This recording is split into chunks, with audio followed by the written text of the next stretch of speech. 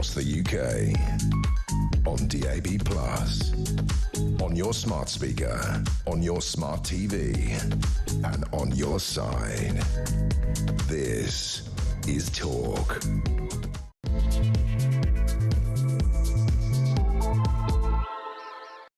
A very good afternoon to you, just after 1 o'clock. On Wednesday, April the 2nd, I'm David Bull, in for Ian Collins once more. Day 3, of course, this week. Very good afternoon to you. Thanks very much for your company. Now, coming up, the United Kingdom is prepared for all eventualities ahead of Donald Trump's tariffs announcement, according to the Prime Minister Keir Starmer. With the government ruling nothing out. That's the latest line in its response to his Liberation Day. Meanwhile, public satisfaction with the NHS has dropped to an all-time low, with only 1 in 5 people happy with how it is working. And Heathrow bosses were warned the airport's power supply had problems days before a major outage last month, with MPs told one terminal could have started flights again by mid-morning instead of staying shut all day. Lots to talk about this afternoon. Please do get in touch. You can send a voicemail. You can call us, the number 0344 499 1000. You can text the word talk in your message to 87222. You can also message us on X at talkTV. You can get in touch in all the usual ways. Well, joining me this afternoon, Chloe Dobbs, political commentator, who joins me down the line. Good afternoon. Good afternoon, David. Well, really good to see you this afternoon. So, look, today is Liberation Day. This is not making America great again. This is making America wealthy again. I was just saying to Julia, actually, the most extraordinary thing is the way they've delayed this to 9 o'clock. They're desperately worried about spooking the markets, of course, and I think that's wise in many senses. I do wonder how thought through this is. It seems that they were even meeting today to work out the latest tariffs on each of these countries. It's essentially, from my understanding, and no one really knows, but the tariffs are going to be reciprocal to the tariffs imposed by those countries. I still think there could be some carve-outs, but what do you think? Look, whether these tariffs are going to be good for the US economy, I think the jury is still out on that. I mean, we've seen, for example, Tesla writing to Donald Trump, not with Elon Musk's name on the bottom of the letter, just kind of anonymously written saying, please do not do this. Please don't put tariffs on the car industry. But I think what we need to think about here is what's going to happen to the UK, because, of course, that's what matters to our viewers. And I really, really hope that Keir Starmer can pull something out of the bag and make sure that we avoid these tariffs, because they are absolutely desperate to create some growth in this country. And I really fear that if we end up facing tariffs from the US, what does that mean for us? That means that Keir Starmer, Rachel Reeves and his cabinet, they are going to focus their strategy on getting closer and closer with the EU, which I think is quite a betrayal to Brexiteers. I'm very pleased to see that there are rumours of the UK being told, you're going to face tariffs if you don't have free speech in the UK, if they are able to force Keir Starmer to stop the Stasi-like behaviour and put pressure on the police to stop bothering people for the most idiotic things. I mean, we've also just found out this week that a toddler was even expelled from nursery for supposedly transphobic or homophobic comments. I mean, that would be 4-year-old. That would be the best scenario for me, is if we get free trade with the US and free speech back again. But that's ambitious. I was going to say, look, it's quite interesting. Keir Starmer, I think, quite frankly, they failed to get any agreement over the line. They now know that actually the tariffs, if they come in, are going to be imposed. And then Jonathan Reynolds was saying yesterday, oh, well, of course, we will try and work through this, and we're sort of in the middle of signing the deal. We're almost there. Now, Keir Starmer says he is preparing to finalise this package of economic concessions to the US. The question is, what are we going to concede? And the other question is, how much should we concede? So they're talking about dropping the digital services tax. They're talking about dropping tariffs on the imports of chicken and beef, other meats. But the point is, for UK exporters and for the UK industry, it's vital that we have parity so we can actually export meat to the United States as well. Yeah, I think that we will have to make some concessions, absolutely. And those are the things that we are hearing about at the moment. Whether they've got some other cards that they're keeping close to their chest that we don't know about, I don't know. Those policies you speak about there, getting rid of the digital services tax and also the policy on tariffs on meat. Those are going to cause, I think, quite a rumble, both of them, for people who are, say, particularly on the left, who hate the idea of the rich getting tax breaks at a time when you've got the poor seeing more and more taxes being taken out of their pocket, bills going up and whatnot. You have a lot of people who say, oh, so you're going to give tax breaks to people like Meta who have plenty of money. A lot of people, ideologically, they won't like that, even if pragmatically it is the right thing to do. You're also potentially going to see pushback from the farmers who, as you well know, have been quite upset with this Labour government if they're hearing that they're not going to be shielded from potentially having their meat being not sold on the shelves because there's something cheaper coming in from the US. Let's just pause very quickly. And as I said, Keir Starmer is trying to sort out this final package of economic concessions.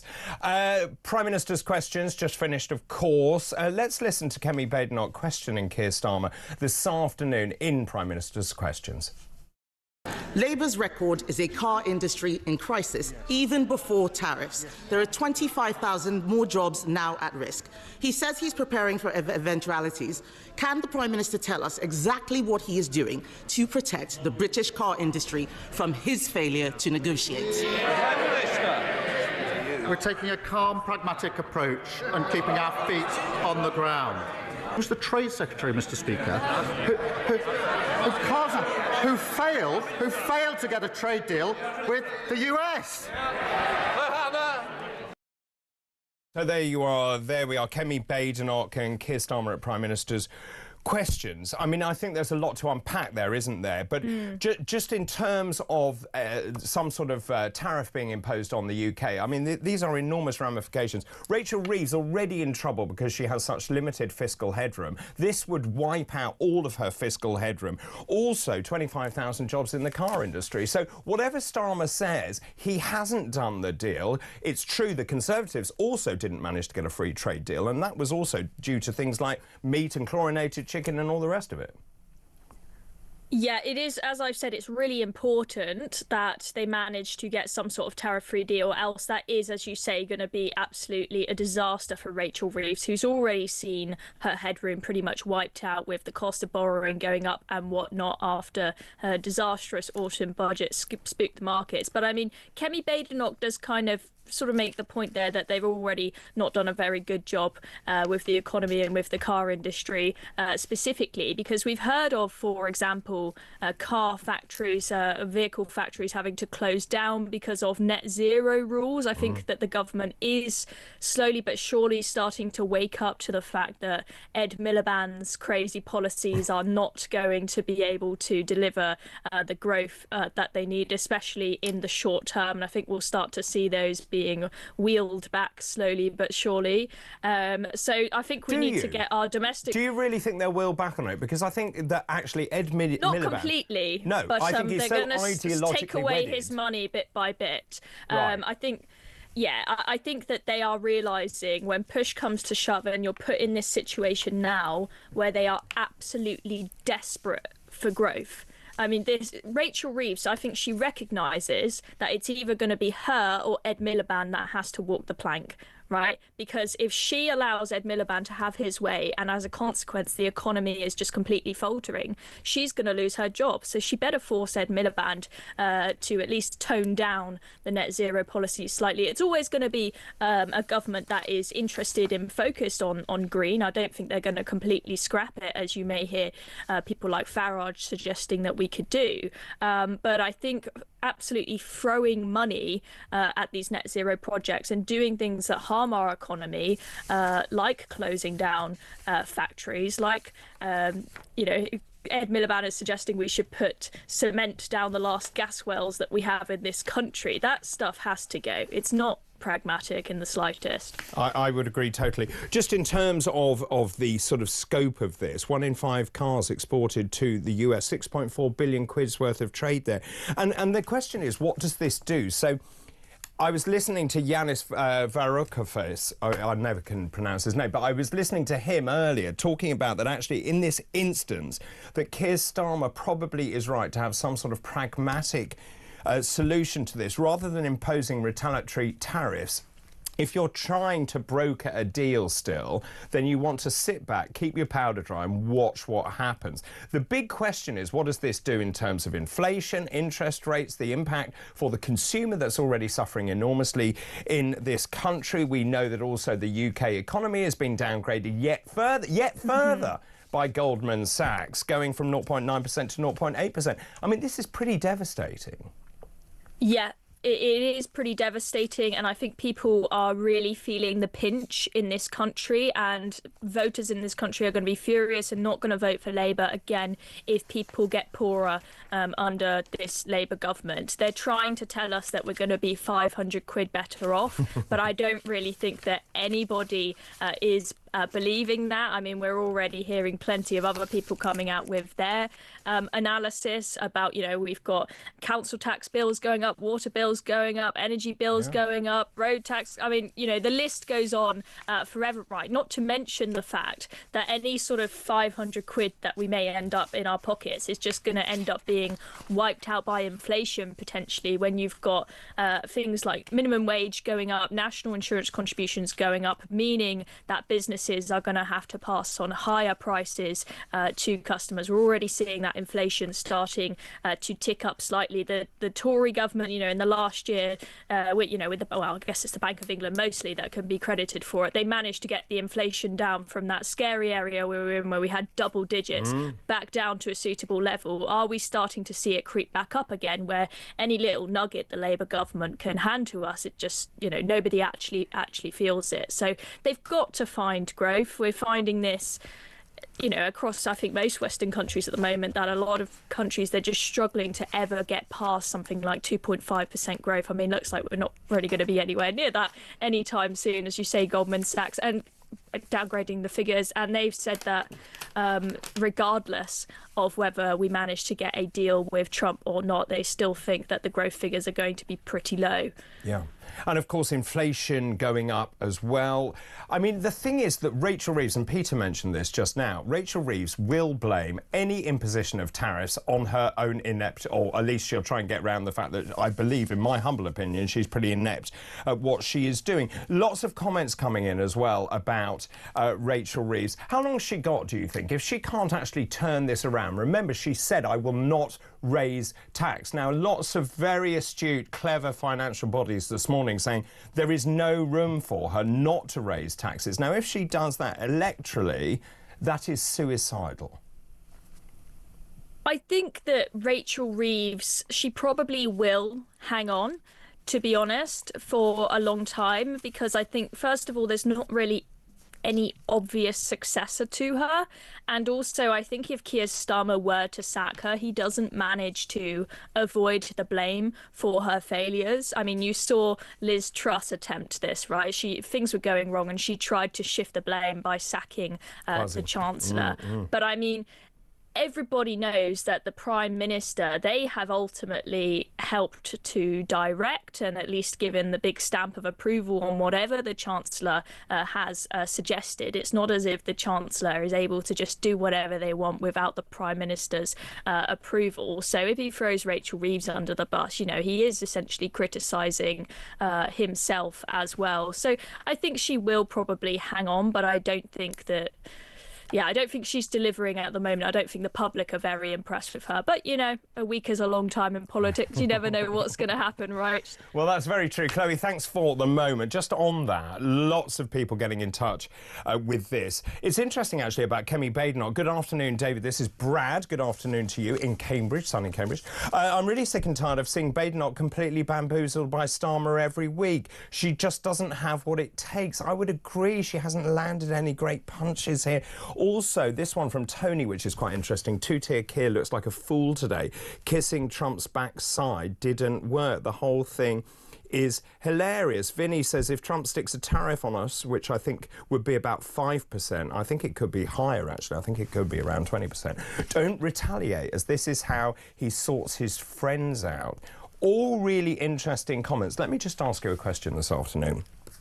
What would you do if you were in a position of power, if you were the Chancellor, if you were the Prime Minister, and if Trump does impose those tariffs, say at 20%, he says he will match the tariffs that in each individual country imposes on the United States. So with VAT being around 20%, he's saying that's what the tariff would be. Now, the question is, if he does impose those tariffs, what should the United Kingdom do? Do we retaliate, or do we sit still and sit on our hands, or do we do something else entirely? The number 0344 499 1000. After the break, Chloe will be back. We'll talk through some of the other big stories making today's headlines. This is Talk.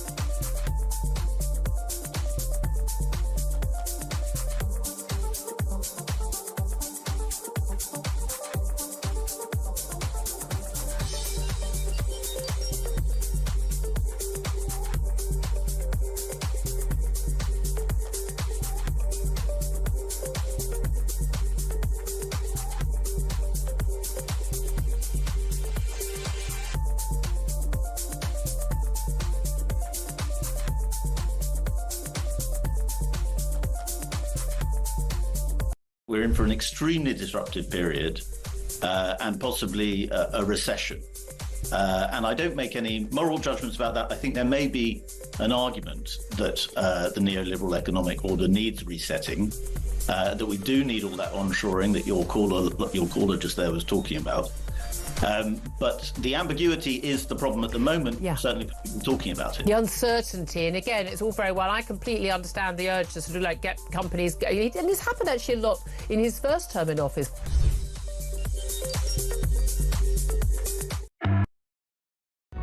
Across the UK, on DAB+, on your smart speaker, on your smart TV, and on your side. This is Talk. This is Talk. Joining me, Chloe Dobbs, political commentator. Just before I go back to Chloe, do get in touch, please. What do you think the United Kingdom should do if Donald Trump imposes tariffs on this country? And, of course, lots of jobs at stake as well. 0344 499 1000. You can text the word Talk in your message to 87222. You can also message us on X at talkTV. Chloe, let's talk about private schools, because this is a real bugbear of mine. And last night, when this article broke, my mouth dropped open, because I said, and you mentioned the word ideology right at the beginning, there is no doubt in my mind that the imposition of VAT on private schools and the loss of charitable status is ideologically driven, because it's certainly not financially driven. What's more, according to this, Rachel Reeves forged ahead with this despite being warned by her own civil servants it would harm poorer families. Now, Rachel Reeves and Keir Starmer both say, oh, well, this is for the elite, this is for the very rich. They choose to send their kids to private schools. That is not true. There are lots of people who have two jobs in the families. They do everything to make ends meet. They send their kids to the private school because they believe that that is the most important thing. Plus, kids with special educational needs can then get an education that is tailored to them. And quite frankly, if she was warned that financially it doesn't make any sense and it would actually target those people who are less well off and the poorer families in Britain, I think that is absolutely shocking. It is absolutely shocking, and you're absolutely right that this is completely ideologically driven. It makes no sense whatsoever. I don't really think it's going to put many coffers in the pot for the government either, because we're going to have a bunch of children put out of private schools. We're even seeing some of the smaller ones that are very tight financially having to start closing down, which suddenly means you've maybe got up to, say, 1,000 pupils all at once turn up at the doors of the local state school, and somehow the government has to find the money to deal with them. This, for me, personally, I find this story really frustrating because I was one of the lucky few who didn't have much money, but I was able to go to a private sixth form because they were able to offer me an 80% bursary. And this was one of these schools in Cornwall where there's not really a whole lot of money. It costs about 12 grand a year, the full fees. It's not like Eton where you've got all these rich parents that are able to pay 40 grand a year. And so many kids at that school, they were on bursaries. The school did not have very much money, but they did whatever they could with the few spare coffers that they could to give kids with talent who were willing to work hard, who were from poorer families, an opportunity. If you tax these schools and put VAT on them, you are now potentially wiping out the bursary stores of these schools, which means they're not able to offer opportunities to poorer pupils. And a lot of parents were really sort of counting the pennies to be able to pay the fees for their children, especially those that had multiple children. It was really difficult for them. And if you start even just putting it up a grand or two, I think a lot of them would have to potentially take them out of those schools. So it just makes no sense whatsoever. And I'm really, if this does go ahead and they aren't successful in court, I'm really worried about the consequences. I think you're going to start seeing more and more small independent schools closing down that do offer opportunities to good kids who deserve that education. And as you say, kids with special needs that really need it. And of course, something like 500,000 kids go to independent schools. It actually saves the government 4.5 billion quid. And of course, according to the Adam Smith Institute, even the imposition of the VAT, which they say will go back into the state sector, actually, it probably isn't true. The government will probably lose money. And of course, as you rightly say, there are all these kids who can't get into a state school place anyway because there aren't any. None of it makes any sense. Talking of which, not making any sense, shall we talk about the Chagos Islands? So Donald Trump seems to have signed this off. A, I'm amazed. B, perhaps you'd like to explain to me, and we'll do that just in a second. But he basically, Donald Trump has approved this multi-billion-pound deal for Britain to transfer sovereignty of the Chagos Islands to Mauritius. Now, former Tory leader Ian Duncan Smith was here on Talk this morning, and this is what he had to say. And right now, when you think you've got the Houthi bombing various parts of the Middle East, attacking Western targets, when you've got Iran has been behind the whole threat and attacks on Gaza, when you see the potential tinderbox of the Middle East, this is strategically probably the most important asset that the UK government has, other than the sovereign bases in Cyprus, and, by the way, that the Americans use massively. So this is one of the biggest blunders that any government has ever managed to engineer, when you own a place and then you give it away to somebody else and then pay them to continue to use it. It's absolutely absurd. What do you think?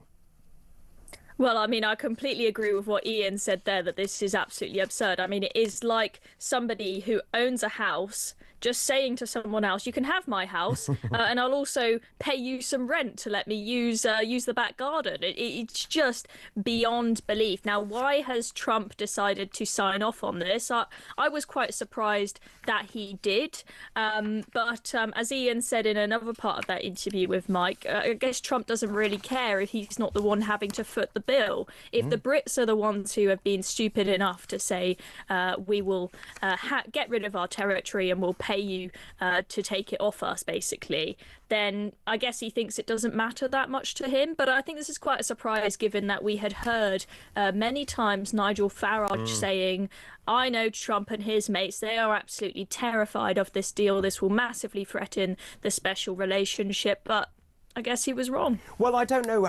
Again, do we know that Trump really has signed this off? The devil is in the detail. Of course, they still haven't thrashed out the detail, and it may be. And Trump is a maverick, remember, so he may well then sort of impose himself later on in this decision. But you're right. The fact is that we then have to front load this 90 million quid every single year. They front load it. I think the total cost is estimated at £18 billion. And of course, the real worry is China will then use these islands as a strategic base, as Ian says, in a moment of incredible uncertainty in the world. Yes, I think even if we are able to rent that military base there, we very much are handing power to some degree over to nations like China, which are, you know, a lot of the time people don't realise because they're so focused on what's going on over here. But China is slowly but surely trying to massively increase their power over the various trading routes around the world. We know that they're eyeing up Taiwan because they've got a nice big port there, for example. I don't think that this strategically makes any sense whatsoever. Like the other things we've spoken about today, David, this is ideologically driven. You've got idiots like David Lammy suggesting that handing away the Chagos Islands is decolonisation. Well, I'm sorry, but Mauritius are not the rightful original owners of this island. In fact, the Chagosians, they don't even really want the Mauritians. They'd prefer to keep the Brits in charge. Absolutely right. It does seem to me that the government doesn't really know what it's doing. And of course, just in terms of that, the punitive taxation in this country, which is going up and up and up. We've talked about Rachel Reeves and the problems that she now faces. Well, according to the Telegraph this morning, non-DOMs face paying 67% tax on their foreign businesses under these authoritarian new laws being introduced by Labour. It is worth just pointing out the top 1% of earners pay a third of the tax in this country. People are leaving this country and Labour doesn't seem to care. They will when there's a blinking great fiscal hole. Yeah, and there is going to be a huge fiscal hole. I think what we're in this horrific downward spiral where you'll have a government say, oh, we haven't got enough money in the pot, so let's increase taxes to bring in some more cash. Then they see all their growth forecasts downgraded and they see that actually they're not going to bring in as much tax revenue as they expected. So then they raise them again and then the growth reduces again. And we go in this downward spiral to now where we're at the point where we've got, you know, the highest taxes since the Second World War. We cannot keep going like this. And what this is doing is causing a horrific brain drain where the people who really can drive growth in this country can run big businesses that, you know, and let's not forget, if you run a big business, it's not like all that money is just going in your pocket, right? You're giving jobs to loads and loads of people in this country who then spend their wages out in the economy. But the thing is that it's becoming clearer and clearer that there is just no business understanding whatsoever in the people running this country. Look at the cabinet. Aside from, I mean, if you consider James Timpson, who's the prisons minister but not an MP, there is just no business experience whatsoever. The cabinet is pretty much all filled with people who have mostly been public servants for all of their life, and they do not understand how business works. I don't think they've realised how many people this is going to force out of the UK. I mean, we heard that scary stat that every 45 minutes a millionaire leaves the UK. We've got about roughly 10,000 millionaires leaving the country every year. China is the only country that's got more millionaires leaving per year than us. And this is going to push even more of them out. Yeah, this is it's suicidal, this policy. It really is. Really good to talk to you. Such a pleasure, Chloe. Thanks ever so much for joining me this afternoon. That's Chloe Dobbs there, political commentator. Keep all your messages coming in, please. Just one quick one. George in Birmingham, good afternoon to you. A pleasure to see you on the weekdays, David. Good afternoon. It's made every day feel like the weekend. How very kind. Of course, I'll be here at the weekend as well. If the government are serious about growth and getting people into work, the solution is simple. You need to cut the cost of energy. Well said. It is the key factor why prices continue to rise and why a record number of businesses have gone bust since Labour took office because of Mad Ed Miliband. Clearly, they'd rather punish the working person. I am £1,400 a year worse off thanks to their tax and their price rises. George, brilliant message. Thank you for that. Lots of you getting in touch also about private schools. So many messages coming in, actually, as well, about the Chagos as well. I'll go through some of those after the break. Also, after the break, we're going to talk more about Liberation Day. That is that speech by Donald Trump happening at 9 o'clock our time tonight. I think there is a real worry amongst people in government about what he is exactly going to say. Of course, the markets will be closed, so there'll be no immediate reaction. After the break, I'll be talking to Pranesh Narayan, who is Research Director of the IPPR, about what it means and whether Keir Starmer can actually carve out a deal. This is Talk.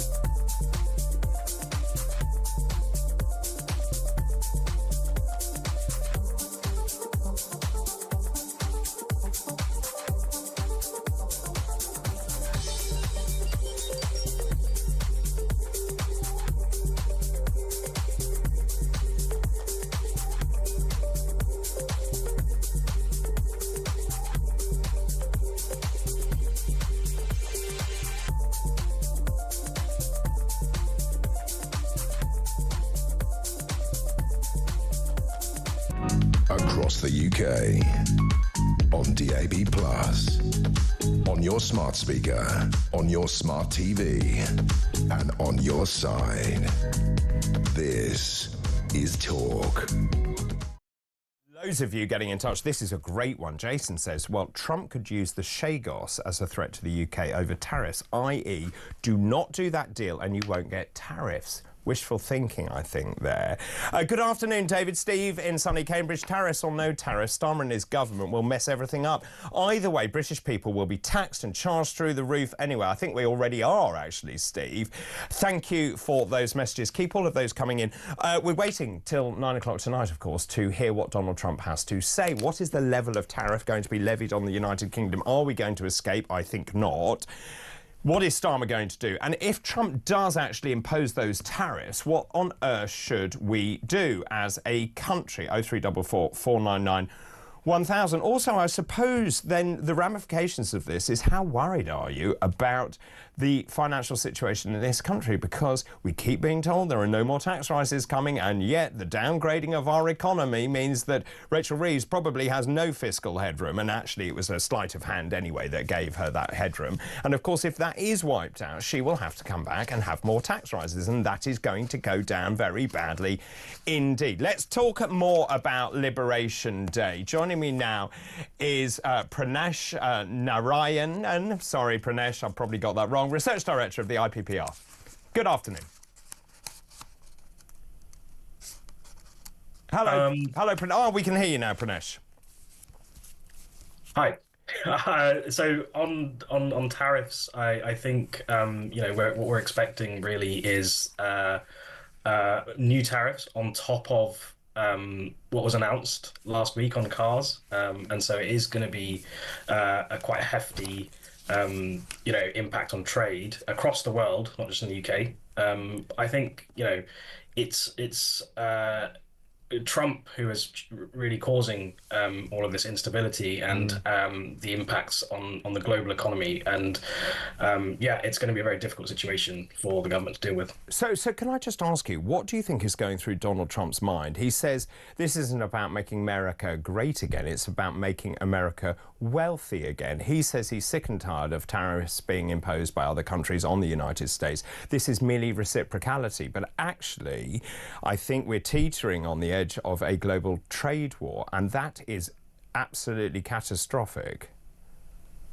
Yeah, that's right. I think Trump is sort of very fixated on trade balances in goods, basically how much stuff is exported to America versus how much stuff America exports to other countries. But I think what that doesn't factor in is the amount of sort of cash that flows into America at the same time, which is substantial, the amount of investment they get as well from trade. And so there seems to be this attempt to use tariffs to sort of force manufacturers to build more factories in the US. Yeah, I don't know if it's a strategy that's going to work. It's certainly not something that many economists would suggest as a strategy to actually increase manufacturing in the US. Not maybe because part of the impact of these tariffs are on US manufacturers. It will cost them more to import certain things that they use in their factories. Well, absolutely. And just in terms of, we talked about this yesterday, actually, one of the biggest exporters from this country is the car manufacturers, Jaguar Land Rover, I mentioned yesterday. There are concerns that 25,000 jobs could be at risk as a result of these tariffs being imposed. Yeah, that's right. So companies like Jaguar Land Rover, like Mini, are quite substantial exporters to the US. I think UK exports to the UK in terms of cars. There's about 13% of UK car production that goes to the US, and it's mainly these companies. So yeah, they'll be quite worried about the impacts of these tariffs. It's quite a substantial export market, but of course these are also global exporters. Most of our car manufacturers are exporters, and any increase in instability related to tariffs going up across the world is going to impact them regardless of whether we get hit by tariffs or not. And of course, Keir Starmer keeps saying, well, or at least we heard yesterday from Jonathan Reynolds, that a deal is in touching distance. Well, you haven't actually delivered it, and a deal is not done until it's over the line, and it clearly isn't over the line. But just in terms of that, the government is looking at scrapping a number of things. The digital service tax, which I know completely irked the White House. They absolutely loathe that. Also, concessions on food. Now, the government has ruled out chlorinated chicken coming into the United Kingdom, but also they're talking about allowing certain other goods. They were talking about chicken, for example, beef, other meats, dropping those tariffs. But also British farmers have said, hang on a minute, if you're going to do that, again, there needs to be reciprocality. So then the US has to drop tariffs on our farmers who are exporting to the United States. Yeah, exactly. I think in terms of where there is scope for Starmer to make a deal, I think, the UK is in a slightly better position than countries like the EU, because Trump is very interested in going after countries with massive trade deficits with the US, so where they export a lot more to the US than the US exports to them. The UK isn't actually one of those countries. We actually have quite a balanced trade position, and so I think the messages coming out of Downing Street I think are to be taken seriously, because it's one area where we're actually less in the firing line in terms of Trump's thinking than other countries. The government has set out its red lines in terms of agricultural products and things like that. The digital services tax, it raises almost £1 billion for the UK. So getting rid of it is expensive, but if it does unlock a trade deal, I think that it's worth doing. If it doesn't unlock a trade deal, I actually think that the government should put it up as a sort of negotiating tactic. To what sort of level? That would be for the tax experts to work out. But I think it's one of the areas where the UK actually has a bit of leverage, and we should take a sort of robust negotiating position if the US isn't sort of able to, or isn't willing to come to the table and actually agree a deal. I mean, that's a really interesting point, actually. I think the language that Trump understands is actually someone who stands up to him. You've seen that with his relationship with Putin, for example. So there are lots of warnings to the UK government. At the moment, it seems to me the UK government is sort of rolling over and saying, tickle my belly. That is not something that Trump would respect. Well, yeah, I mean, I can't speak for Trump, but I would say that the government, I think, is taking the right approach right now in terms of not trying to escalate a trade war. But there should be a point at which we should be willing to say that we're going to retaliate if the deal delays over weeks, months, and we're still being hit by tariffs. Just in terms of that, you mentioned the EU earlier. I mentioned it also. Donald Trump pretty much hates the EU and everything it stands for. And of course, the EU has already said it will retaliate with billions of euros of tariffs on the United States. The cost of a global trade war is estimated at around £1 trillion. And so if we end up in that spiral, just in terms of, and I don't know the answers to this, and maybe you do, what does that do to inflation in this country, to interest rates in this country? Of course, the consumer is already struggling with sky-high prices. They can't pay their mortgages. People coming to the end of a fixed rate. No one has a clue what is going on. Rachel Reeves has no fiscal headroom left, and the whole thing is an absolutely shambolic mess. I mean, and that's why these tariffs are such a sort of destabilizing thing, and why many people have been hitting out against the US doing exactly this, right? It's entirely destabilizing. So the way this works is that businesses and supply chains will have to adjust. They don't have the certainty to know exactly what's going on, and the unpredictability is the thing that makes all of these things worse. I think the impacts on inflation and on growth, it's very, very hard to say, and I think it's the uncertainty more than anything else that's the problem. If the Bank of England thinks that there is a risk that inflation goes up, they will adjust their interest rates. But what you've highlighted is exactly the issue with starting a global trade war.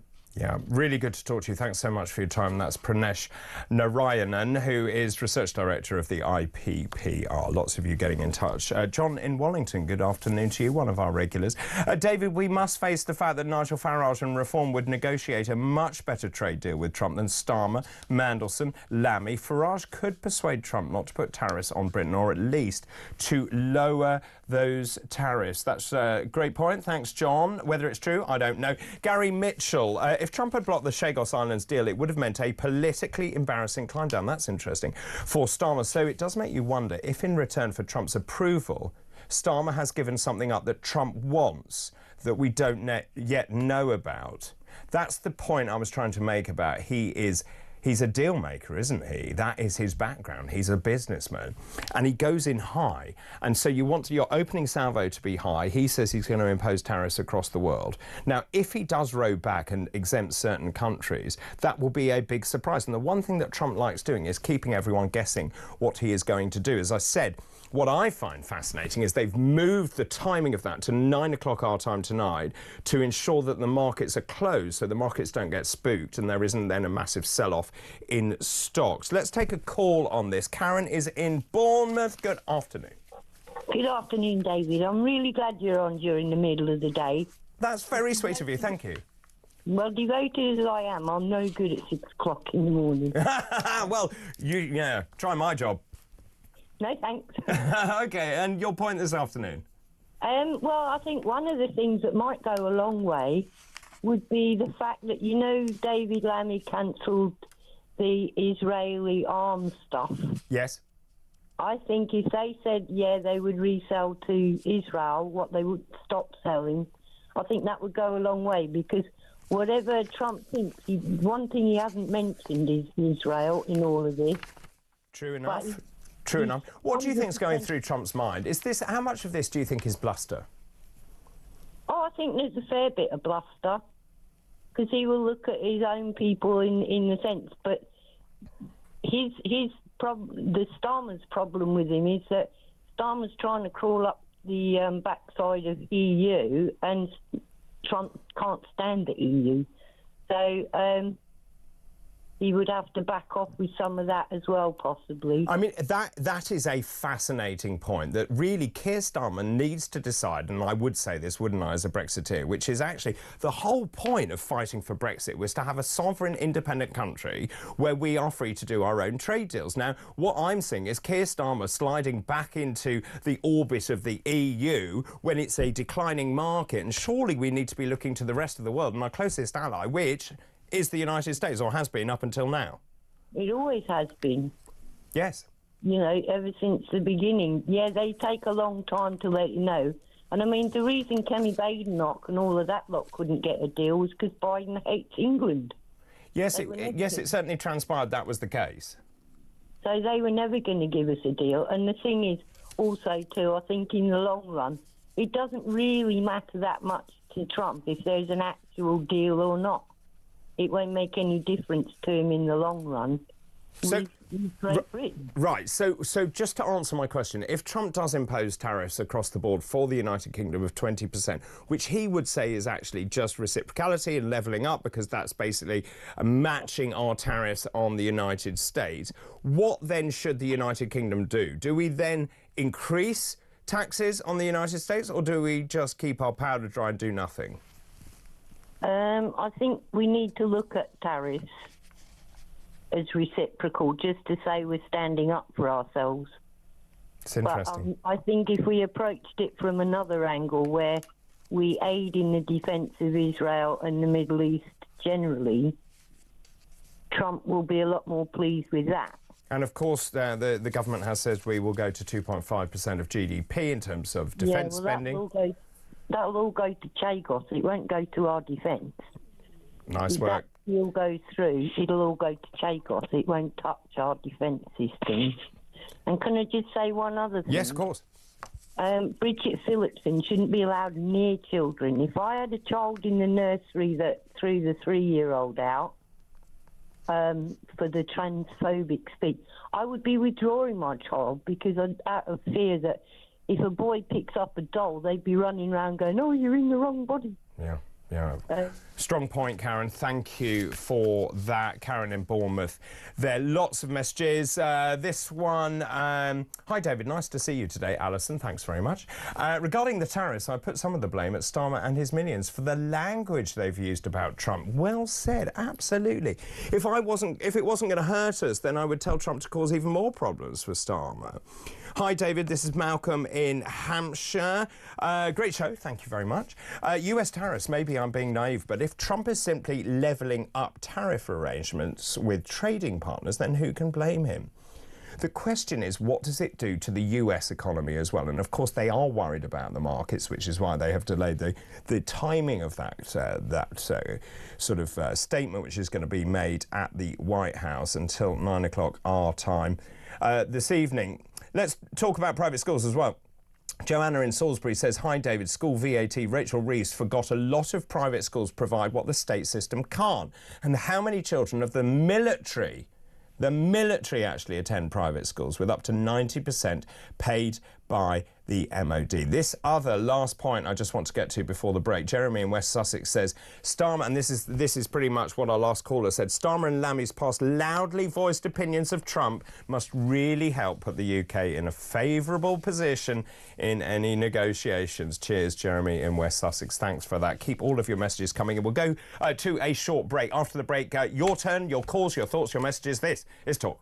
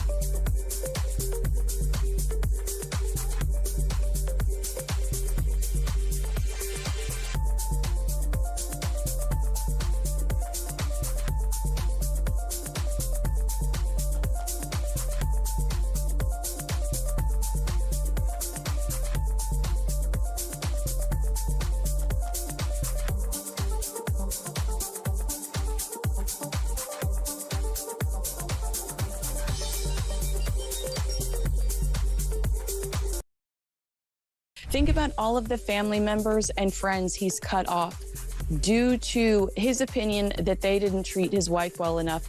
Where is his wife when he needs support right now? Because a lot of the stuff that's being stirred up surrounds her. Right. Where is Meghan to stand up for her husband? I would be very disappointed if I were Prince Harry right now, thinking about all that I'd given up to support her and not feeling it in return. Yeah, that's a very good point, which I hadn't really thought of.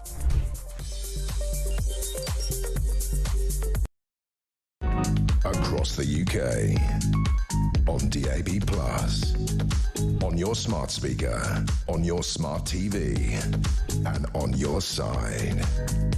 This is Talk.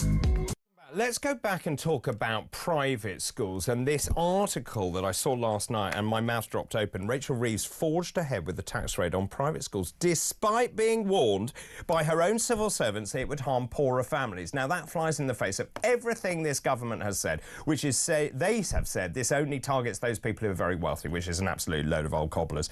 That is not true. Lord Panic Casey, there's this case going on in the High Court. He said on the first day of a major legal battle against the VAT raid from the government, it makes no sense for ministers to claim the policy mostly affects wealthy families.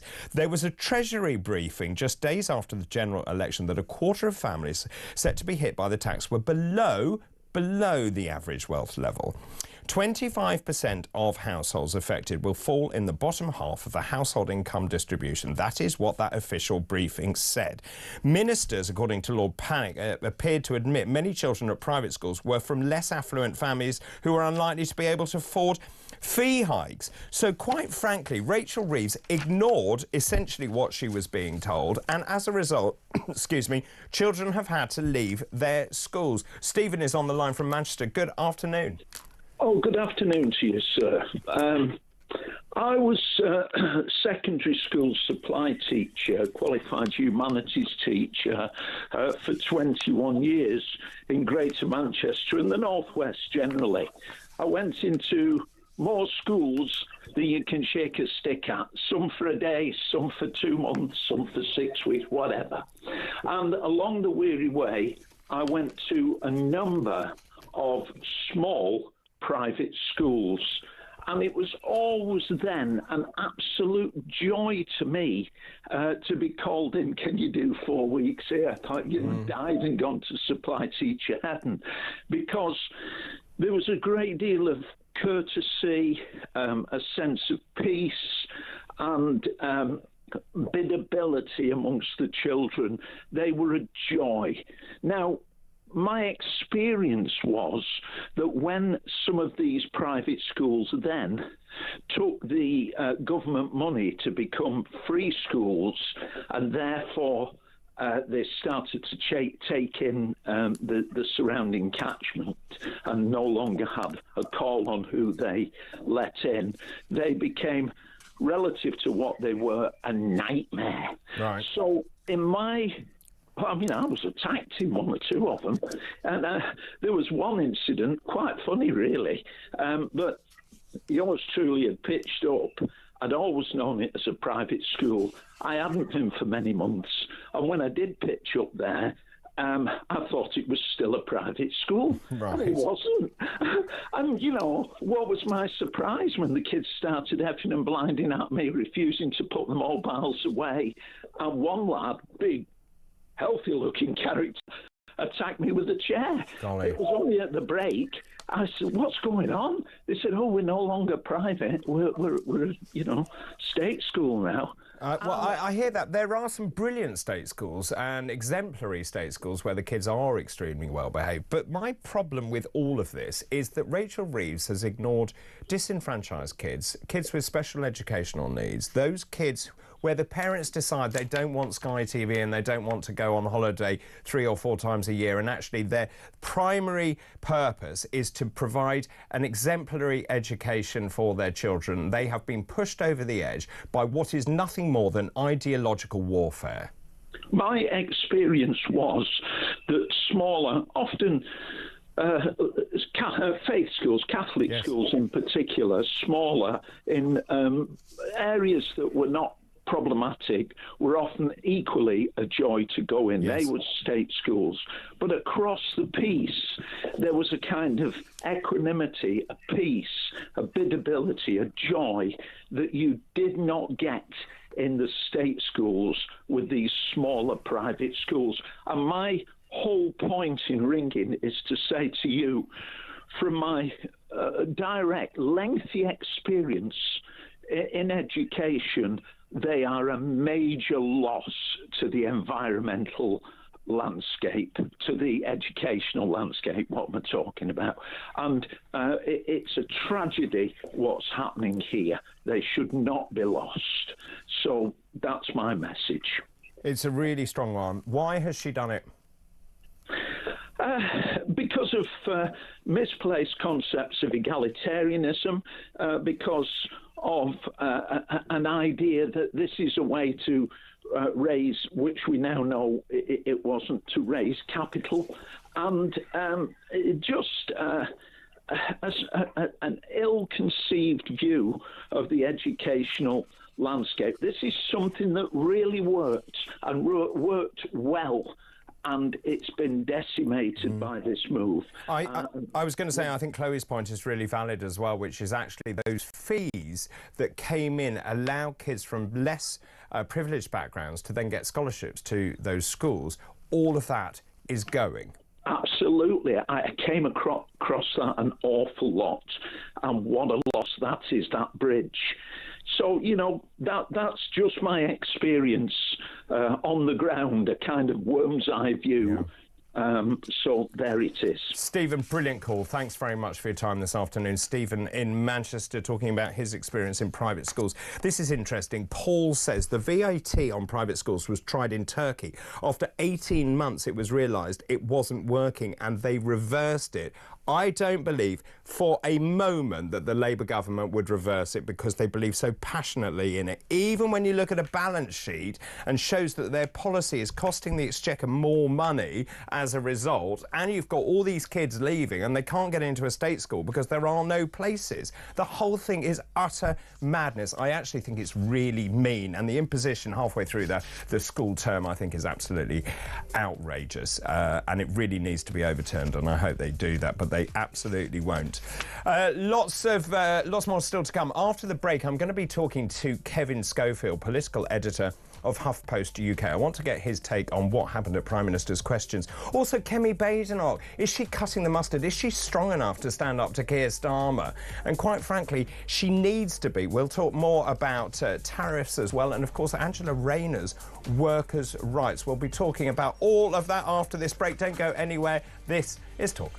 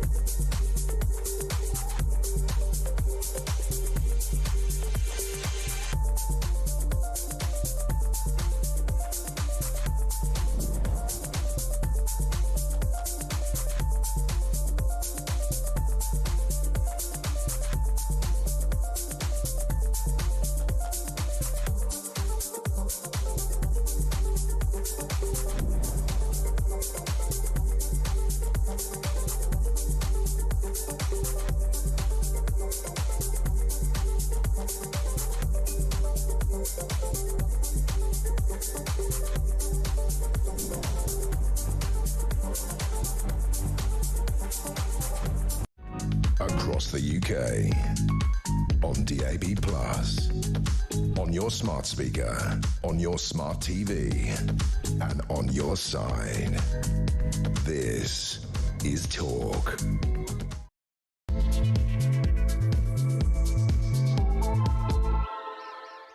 Good afternoon, 2 o'clock now, Wednesday, April the 2nd. I'm David Bull, in for Ian Collins, day 3 of 5, actually 7, because I'll be here for the weekend as well. Thanks ever so much for your company this afternoon. Now, coming up this hour, the UK is prepared for all eventualities ahead of Donald Trump's tariffs announcement at 9 o'clock tonight, our time. This is according to Prime Minister Keir Starmer, with the government ruling nothing out, his words, in its response to a Liberation Day.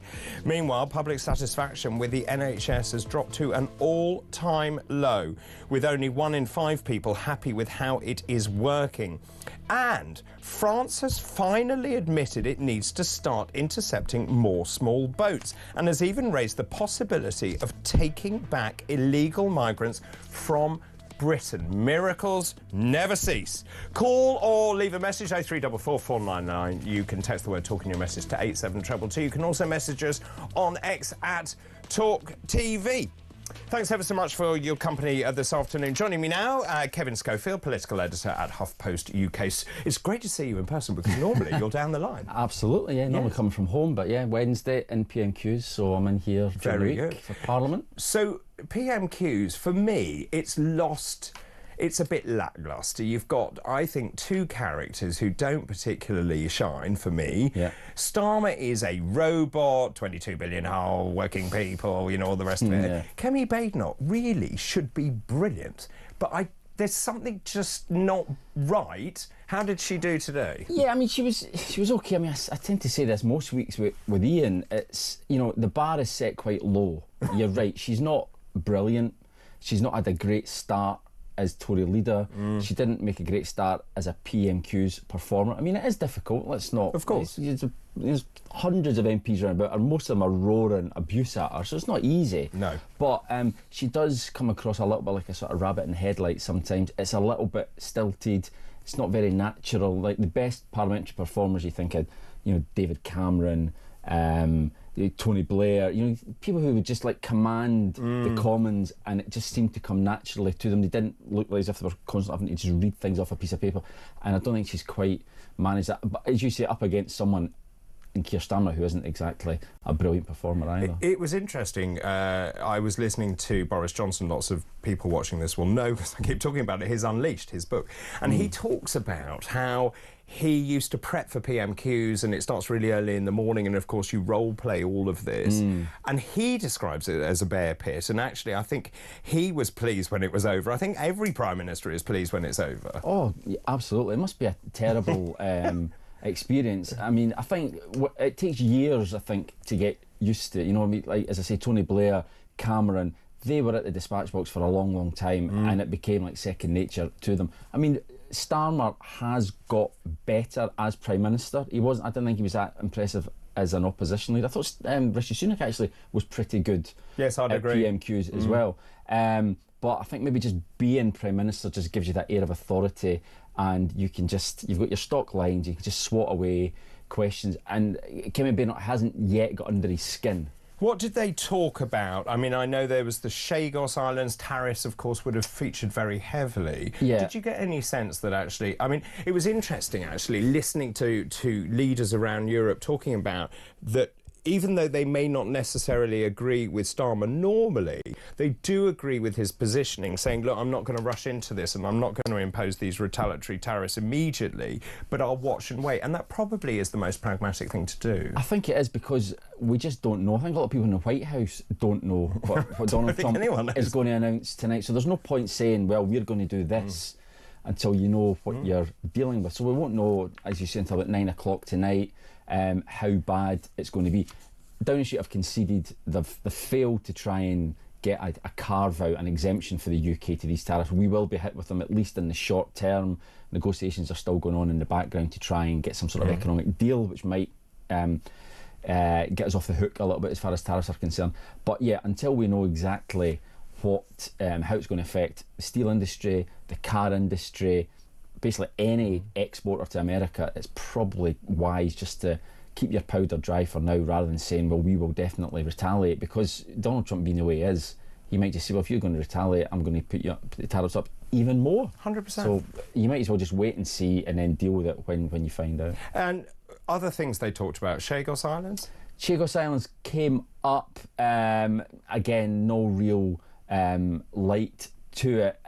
Kemi Badenoch didn't mention it because they had an urgent question coming up afterwards with Priti Patel. Yes. So kind of leaving it for her.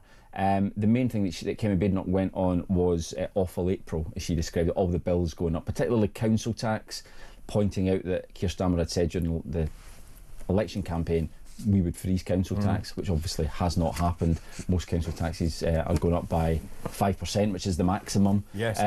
Now he knew she was going to ask him that, so he had a reasonable comeback on pointing out that they went up under the Tories as well, and that she had been minister responsible for the council tax for a period in office, and that a lot of Tory councils, he said, had wanted to put the council tax up even more. But Labour had stopped it, so I mean, they kind of punched themselves to a standstill. There was no clear winner really. And I would have said that Priti Patel is actually more formidable than Kemi Badenoch. Yeah, I think she's got more experience certainly. True.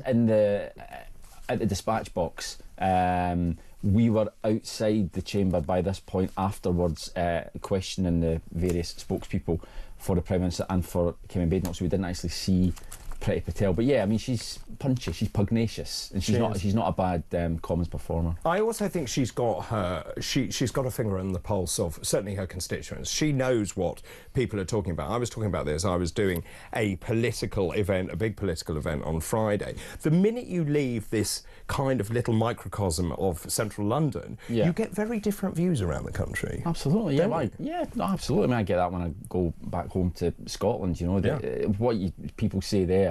You know, or the things that you thought were interesting at your work in Westminster hasn't even registered usually with normal people. They just think, why are you even bothering about stuff like that? You know, we're more bothered about our bills, basically, you know, the 100%. NHS, our jobs, things like that. That is, did the NHS come up at all in PMQs? Because we will be talking about it later, but the level of dissatisfaction, the public dissatisfaction with the NHS is off the scale. This is a major problem for the government. They have to sort it out. I mean, they came to power saying they're going to sort it out, and of course they've abolished NHS England. There's a new guy running it. I think he started yesterday, baptism of fire. Yeah. I mean, that is one of the things that Labour will be judged on come the next general election. You know, people see Labour as the party of the NHS, and if they can't fix it, then what hope is there? They came in making big promises about bringing down waiting lists. So far, they keep saying 5 months in a row waiting lists have come down. They have, but there needs to be a lot more progress. Well, they have. They're still at 7 million, and that's a primary waiting list. There's then a secondary waiting list, which is what, another 12 million. So you've got 20 million out of a population of what, 67 million? So it's almost a third of British people waiting for some sort of procedure or appointment. It's absolutely staggering. And what is interesting as well is that they're obviously very conscious of the threat from Reform UK in a lot of Labour seats, and they're really going hard on things that Nigel Farage has said in the past about, you know, perhaps a private insurance method of funding the NHS. So they obviously see that as a strong point for Labour and a weak point for Reform. But again, people will judge them on results. Well, of course, and I wrote the policy for reform on the health service, and it doesn't include that in the slightest. But you're right. So Nigel tends to shoot from the hip. He says things. I mean, I think when he said that, he was saying, well, look at other systems around the world. I think it might even have been 2012 when he said it. It may well have been. But of course, as you're right, that they're using that because they see it. And the NHS, to be fair, was a Labour achievement, wasn't it? And of course, in 48, and they need to say that this remains ours and that we need to have a quality of access, which I believe passionately in. You're right, though, also just in terms of what people are talking about, cost of living, right up there. I mean, no one can afford to do anything. When you look at the prices of food in the shops, for example, the winter fuel allowance being removed, elderly people who couldn't actually keep warm, that had a 1-bar electric fire to keep warm, and of course there is no end in sight of any of this. And if the government doesn't get a grip on the cost of living, inflation, and people's mortgages, for example, I think they're toast. Well, that's it. They did come in with a promise of making people better off by the next election. Their big argument going in was, do you feel better off now than you did 14 years ago? And if you don't, then you've got to vote Labour. We will make you better off. Well, again, that's something that could become an albatross around their neck. You know, people will judge them on whether or not they achieve that. And, you know, months like this do not help when you've got something like 6 or 7 big bills all going up at the one time. No.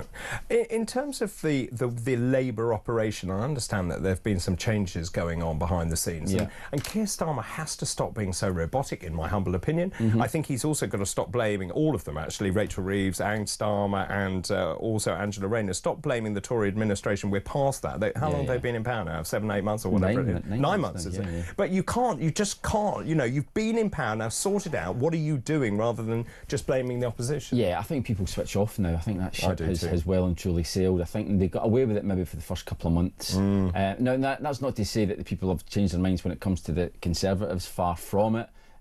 But they voted in Labour to take control and to make things better, and they will judge Labour on it. They're not going to judge Labour on what the Tories did. They're going to judge them what they do themselves. Well, so let's just talk about Angela Rayner, because, of course, her workers' rights package, already you've got businesses deeply worried about national insurance contribution rise, which comes in just a matter of days, actually, 13.8% up to 15%. All these businesses are saying, well, I can't actually afford to employ anyone anymore because, of course, we're going to be paying more. Angela Rayner is saying her workers' rights package would boost the economy. I wonder what she's smoking. The Deputy Prime Minister defended measures in her employment rights bill that Labour says will end exploitative zero-hour contracts. So you've got her who's sticking to this line that it will actually improve the economy, and I get it, for the lowest paid, yes, it will help them. Yeah. But Jonathan Reynolds is now sort of going round briefing, saying, well, actually, there'll be some exemptions and it isn't that bad, and so on. But business is obviously deeply concerned. Angela Rayner says the lowest paid will see their pay rise over twice of the rate of inflation. It's a record rise for 18 to 20-year-olds, apprentices. It's a giant leap in bringing all adults onto the same pay rate. It is if they have a job. Well, that's it, and someone's got to pay it as well. Yes. You know, it's not the government that's paying it, it's businesses that are paying it. And you're right, it's not just businesses that have got concerns about the package, it's members of the cabinet. You mentioned Jonathan Reynolds. I think Rachel Reeves is obviously worried because anything that dampens economic growth or potentially dampens economic growth is bad news for the Treasury. Again, Labour's #1 mission, we're repeatedly told, is to grow the economy. Now, they're already worried about the impact that tariffs are going to have. The Office for Budget Responsibility have said that will knock something like 0.6% off, potentially off GDP, if it turns into a full-blown trade war. So anything else that the government is doing that could potentially affect economic growth, then the Treasury are going to take a very dim view of it. So there's a big fight going on basically behind the scenes between, obviously, Angela Rayner. This is her baby. She's had this since opposition. This is her package. She does not want to see that watered down. But as I say, there's a tension there with others in the cabinet who think it could affect economic growth. I think the most gobsmacking part of this bill for me is the idea that from day one of being an employee, if you're ill, basically you get you basically can call yourself ill. You get paid from day one. Now, as someone who used to employ lots of people, that terrifies me, that you could employ someone you know nothing about them. The whole point of having some sort of period where you adjust to the company, you understand the company, and the idea that you can call in sick on day one, the employer then has to pick up the tab, that frightens the pants off me, and I'm sure off many business leaders. Well, I think that's what's one of the main concerns that businesses have got. Now, you would think that most people would not seek to take advantage of that, but there are always going to be people who will, who will think, oh, this is fantastic. So, again, it's you're implementing policy assuming that everyone is going to stick by the rules and be decent about it as you would be yourself, and sometimes that can be a little bit naive. So how much tension is there then, do you think, behind the scenes, and you know more than me, but between Angela Rayner, Rachel Reeves, Keir Starmer, it feels that they're all pulling in different directions. How united are they? I mean, I know there's an overriding kind of methodology, religion, whatever you call it, but I'm not sure how cohesive it is. This is the practicalities of being in government, not being the opposition. Absolutely, and it's tough being in government. It's tough, even when you've got a massive majority like Labour have got. It is very difficult, especially when the economic situation that you inherited wasn't great, which is true, but it's all on them now. Now, we know that there is tension definitely between Angela Rayner, who is Keir Starmer's deputy, and Keir Starmer. That goes way back to 2021 when he tried to basically sack her. So did he keep her because it's better to have your enemies close? I think ultimately, he decided he wasn't strong enough either at that particular time. He was going through a really bad time as leader, so he wasn't strong enough to get rid of her. He's still close to Rachel Reeves. It's not like a repeat of the Tony Blair, Gordon Brown era, or even Boris Johnson, Rishi Sunak, where number 10 and number 11 are at each other's throats. They are actually pretty close to one another. That being said, it's quite noticeable, I think, that already some ministers they're not as frightened of Rachel Reeves as maybe they were at the beginning, because they think that she's not doing such a great job and that potentially her position could be at risk. I don't see that happening imminently or even in the medium term, but I think if push comes to shove, you would never put it past Starmer to be pretty ruthless and to get rid of her. I would agree with that. I think he would be ruthless. And just the sense you mentioned there about the backbenchers, those people elected for the first time, and obviously I spend a lot of time going around the country. I hear the anger that is being directed towards the government currently from the most unusual places. I just wonder whether Rachel Reeves really understands what she has done in terms of all the policies, her spring statement, and of course not raising taxes, and then of course she comes back and then she has a new kind of approach. Well, yeah, I mean, everyone now seems to expect the budget in the autumn to be pretty grim. Another one? Well, yeah, I mean, you know, that could well be putting up taxes. Now, actually, I interviewed her last week and she says they'll stick to their promise not to put up VAT, national insurance or income tax. But they're idiots, because actually I would put up national insurance. Well, yeah, because it was the Tories were going to put it up and then they were going to bring it down, and Labour could just say, well, we won't bring it back down again, we'll leave it where the Tories had left it. But that's right, but also I think you can sell that to the public. You can say, well, actually, national insurance, if you ring fence it, it goes to the NHS. Actually, I think most people would say fine. Yeah, no, absolutely. And a lot of people are making that point that we are living in, you know, tumultuous global situation with Ukraine, with Trump, etc., and that this could be the time to say, look, I know what we promised, but things have changed, and you might just be able to sell that to the public. But for now, they seem absolutely determined to stick to their fiscal rules, as they like to call them. Absolutely. Should we pause just for the moment? Absolutely. You'll stay with me over the break, I hope. Kevin, thank you for the moment. Let me know your thoughts, please, on everything that's going on today. If Trump does impose tariffs, and we won't know for, another 6.5 hours, if he does, then what on earth should the United Kingdom do? How confident are you in the ability of this government to pull us out of this economic hole? How long has Rachel Reeves got? All of the above, please. 0344 499 1000. This is Talk.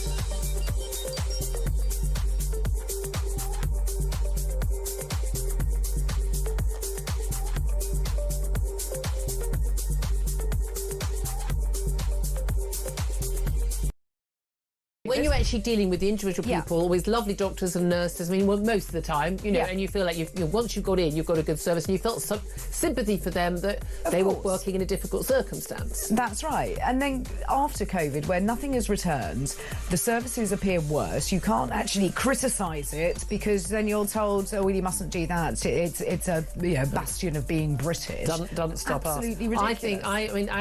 I think that's it. Again, phrase the day. This ship has sailed.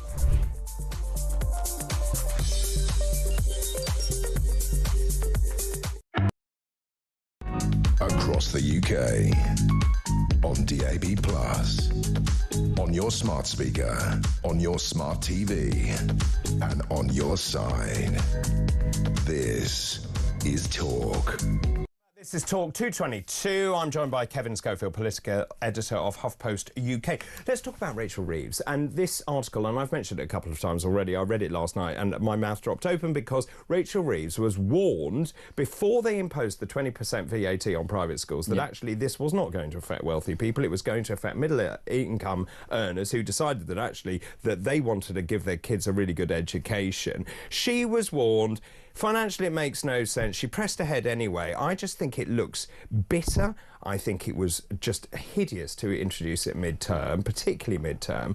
The state system can't cope with the numbers that are leaving, and yet the government just is unrepentant. No, and it's not even just middle income. I'm just looking at it here. So this has come from the government's been sued over this decision. So they're in the High Court? They're in the High Court, and this was an official briefing given to the Treasury on July the 6th, so 2 days after the election, to say that 25% of households affected will fall in the bottom half of the household income distribution. So that's like poorer people who obviously have scrimped and saved and gone without all luxuries in order to send their kids to private school, and they are going to be affected by it. I mean, I think basically it's because this was one of the few what you might describe as Labour things that tax-wise that Labour wanted to do. It had been their policy for quite some time in opposition as well. We will put up, we'll impose VAT, then we'll use the money raised. Let's see if it is actually the amount that they said it would raise, you know, because of how much it's actually going to cost in many cases, to pay for more teachers. So again, when they're struggling to find money anywhere, they can't really overturn a tax-raising measure that they introduced, so they're kind of stuck. But it depends if they do raise tax, because it saves $4.5 billion. Now some of the economic watchdogs are saying that this is going to cost the government money. Well, that's when it could get very dicey for it. If we get official figures showing, because they'll have to tell us at some point how much money this has raised. If it isn't raising any money and in fact is costing money, then how can you possibly justify You can't. it? And also, the outcome of the High Court will be fascinating, because the government has now instructed really highbrow KCs to defend the government's position. But if the High Court finds against the government that it's been discriminatory under the ECHR, this is hilarious. It is very ironic the ECHR is being used. Then that is a huge problem for the government, I think. A huge political problem, because obviously there was many occasions when, I think over Rwanda mainly, the Conservative government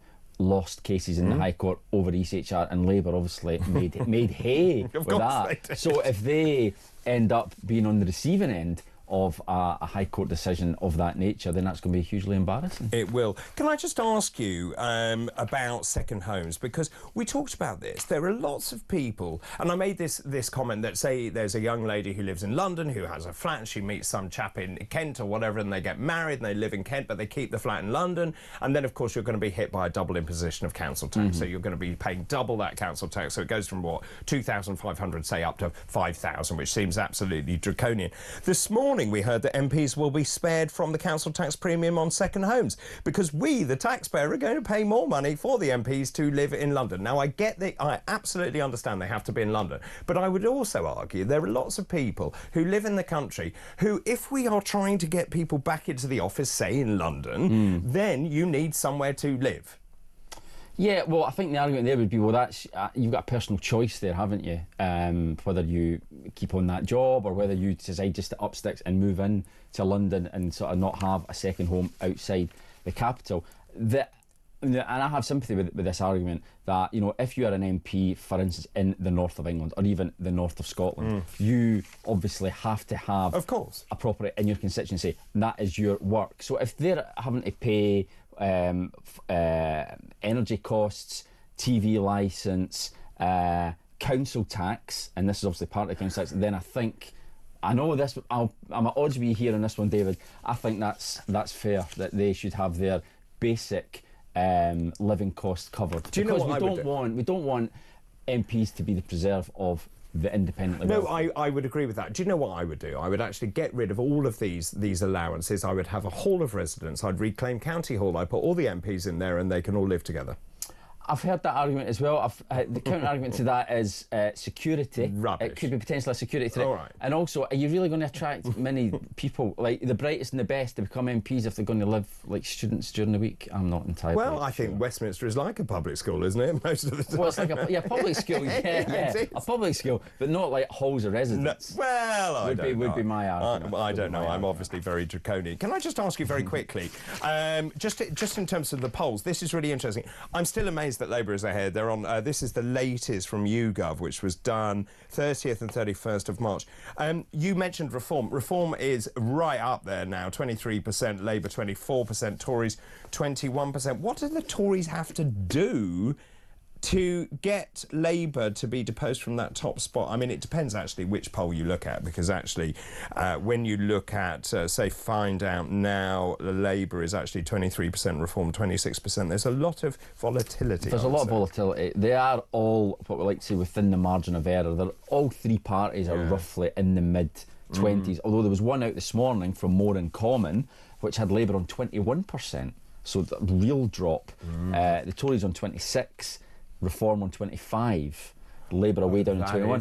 So what is interesting is that you add them together and you've got 51% Tory or Reform. You know what I mean? And that's much more than even if you add Labour and the Lib Dems and even chuck in the Greens. So it's fascinating. But I think we're probably in a situation now where they are sort of even Stevens between the three of them, and we've got the local elections coming up in May. That's going to be, I think, the key to see how that goes. That not only local, but mayoral as well, and Runcorn around the corner. The by-election as well, which Labour, 15,000 majority, you would think they should hold on. They should. But Reform, I'm sure, will be throwing the kitchen sink at that as well. So if Labour were to lose that seat, it would be pretty embarrassing. Has that been called? Because yeah, that's going to be on the same day. It is. Well, I think that's what we were all thinking. Okay. Yeah. So there's an awful lot to play for. It will be fascinating to find out what happened. Can I just finally ask you about Heathrow Airport? Heathrow Airport was warned about the resilience of its power supply in the days before the fire, which we know shut down Heathrow. I mean, how embarrassing. 300,000 passengers are disrupted by that. It's very odd. They relied on these three different power sources.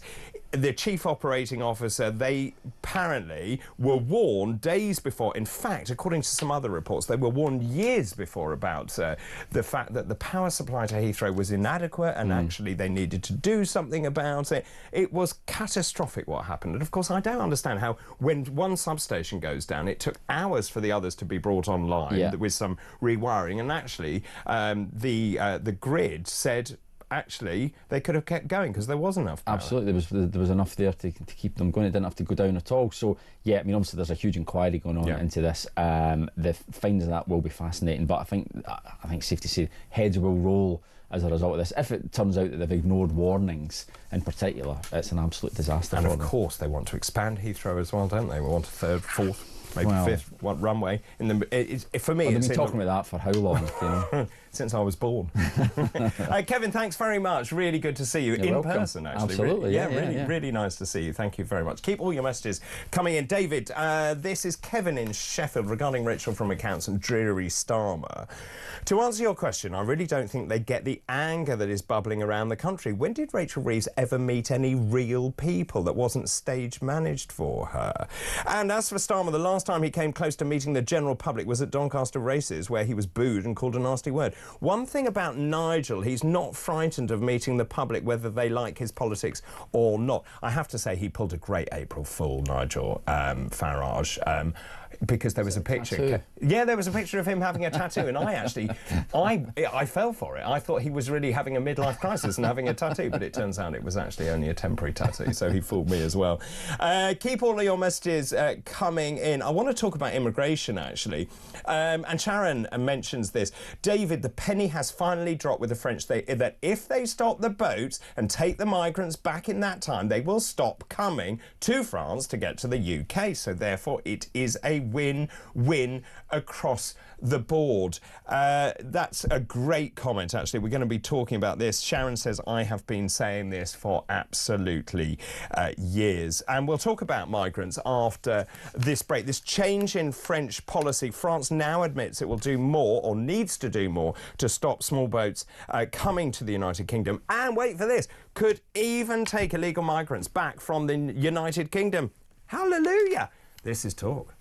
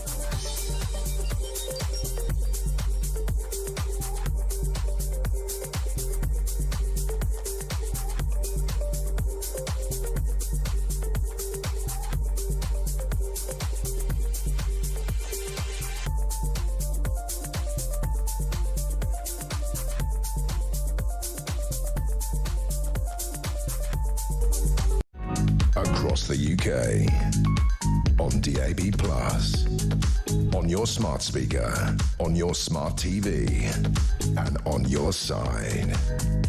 This is Talk. Loads of messages coming in. David, Gary Mitchell, thanks for this. David, it really wouldn't matter who is the leader of the Conservative Party at the moment. Kemi Badenoch, Priti Patel, Robert Jenrick would all have the same problem at PMQs, which is whenever they ask Starmer a question, he can throw 14 years of Conservative chaos back at them. For as long as we have a Speaker of the House who allows him to get away with doing that rather than answering the question, then the leader of the opposition will always appear ineffective. Hi, David. Kevin says Starmer is useless at speaking unless he has notes in front of him or a screen with the words very fake and all scripted, the whole thing. David, this is interesting as well. Brad, hi again, David. Part of the problem facing Badenoch at PMQs is the sheer volume and number on the Labour benches. And this is the point that was made earlier, the fact that both the Speaker and the Lib Dems are sympathetic to the Labour Party. Keep all of those messages coming in. We're also, later on, going to be talking about the NHS, just the sheer level of dissatisfaction with the NHS. It's worth saying we spend, what, 185 billion quid on the NHS every single year. That's about 11.7% of GDP. Our cancer survival rates are 15 years behind the rest of Europe. So don't kid yourself that we are offering a world-beating service. Now, when it's great, it can be fantastic, and when it's poor, it's really poor. This one from Cliff in Berkshire, one of our regulars. Good afternoon. In 1948, when the NHS was formed, the state effectively grabbed all the local and charitable hospitals and took them into public ownership. Do you think the Party of Envy are thinking of a similar move with the schools? I wouldn't put it past the gangster state. That's quite interesting and a bit of a segue away. We'll talk more about that in just a second. Let's talk about immigration, because this is something that really does get up everyone's, or certainly makes people very angry indeed. Now, let's just look at the numbers. So last year, the government spent $5.38 billion on asylum seeker accommodation and support. Well, that's where your money's going. There are 8,000 more migrants in hotels since Keir Starmer came to power. And of course, Starmer convened this summit, the OICS summit, the Organised Immigration Crime Summit, 40 countries, including Albania, Vietnam, Iraq, France, China. Tories say it is a talking shop. And since Labour came to power, smash the gangs, small boat arrivals are actually up 31% since Labour came to power. Now, this is a bit of a change. This is in The Sun today.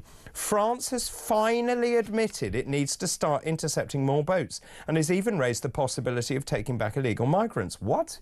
Yes, this is President Emmanuel Macron's border chief said returning Channel migrants would send a clear message that they should not bother risking their lives making the dangerous crossing. That is a hallelujah moment. Now, as you know, we've spent 500 million quid, which we've chucked at the French, and actually nothing has changed. And all that has happened is the French Navy seemed to escort them across the Channel to British waters, where we then taxi them to the United Kingdom and stick them in nice hotels and look after them. Joining me, Henry Bolton, OBE, International Border Control Expert. Really good to talk to you once again, Henry.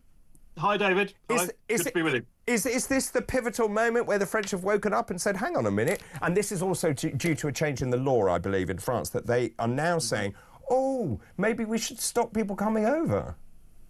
Yeah, I don't want to rain on people's parade, but this has been slightly exaggerated, what the French Interior Minister has said.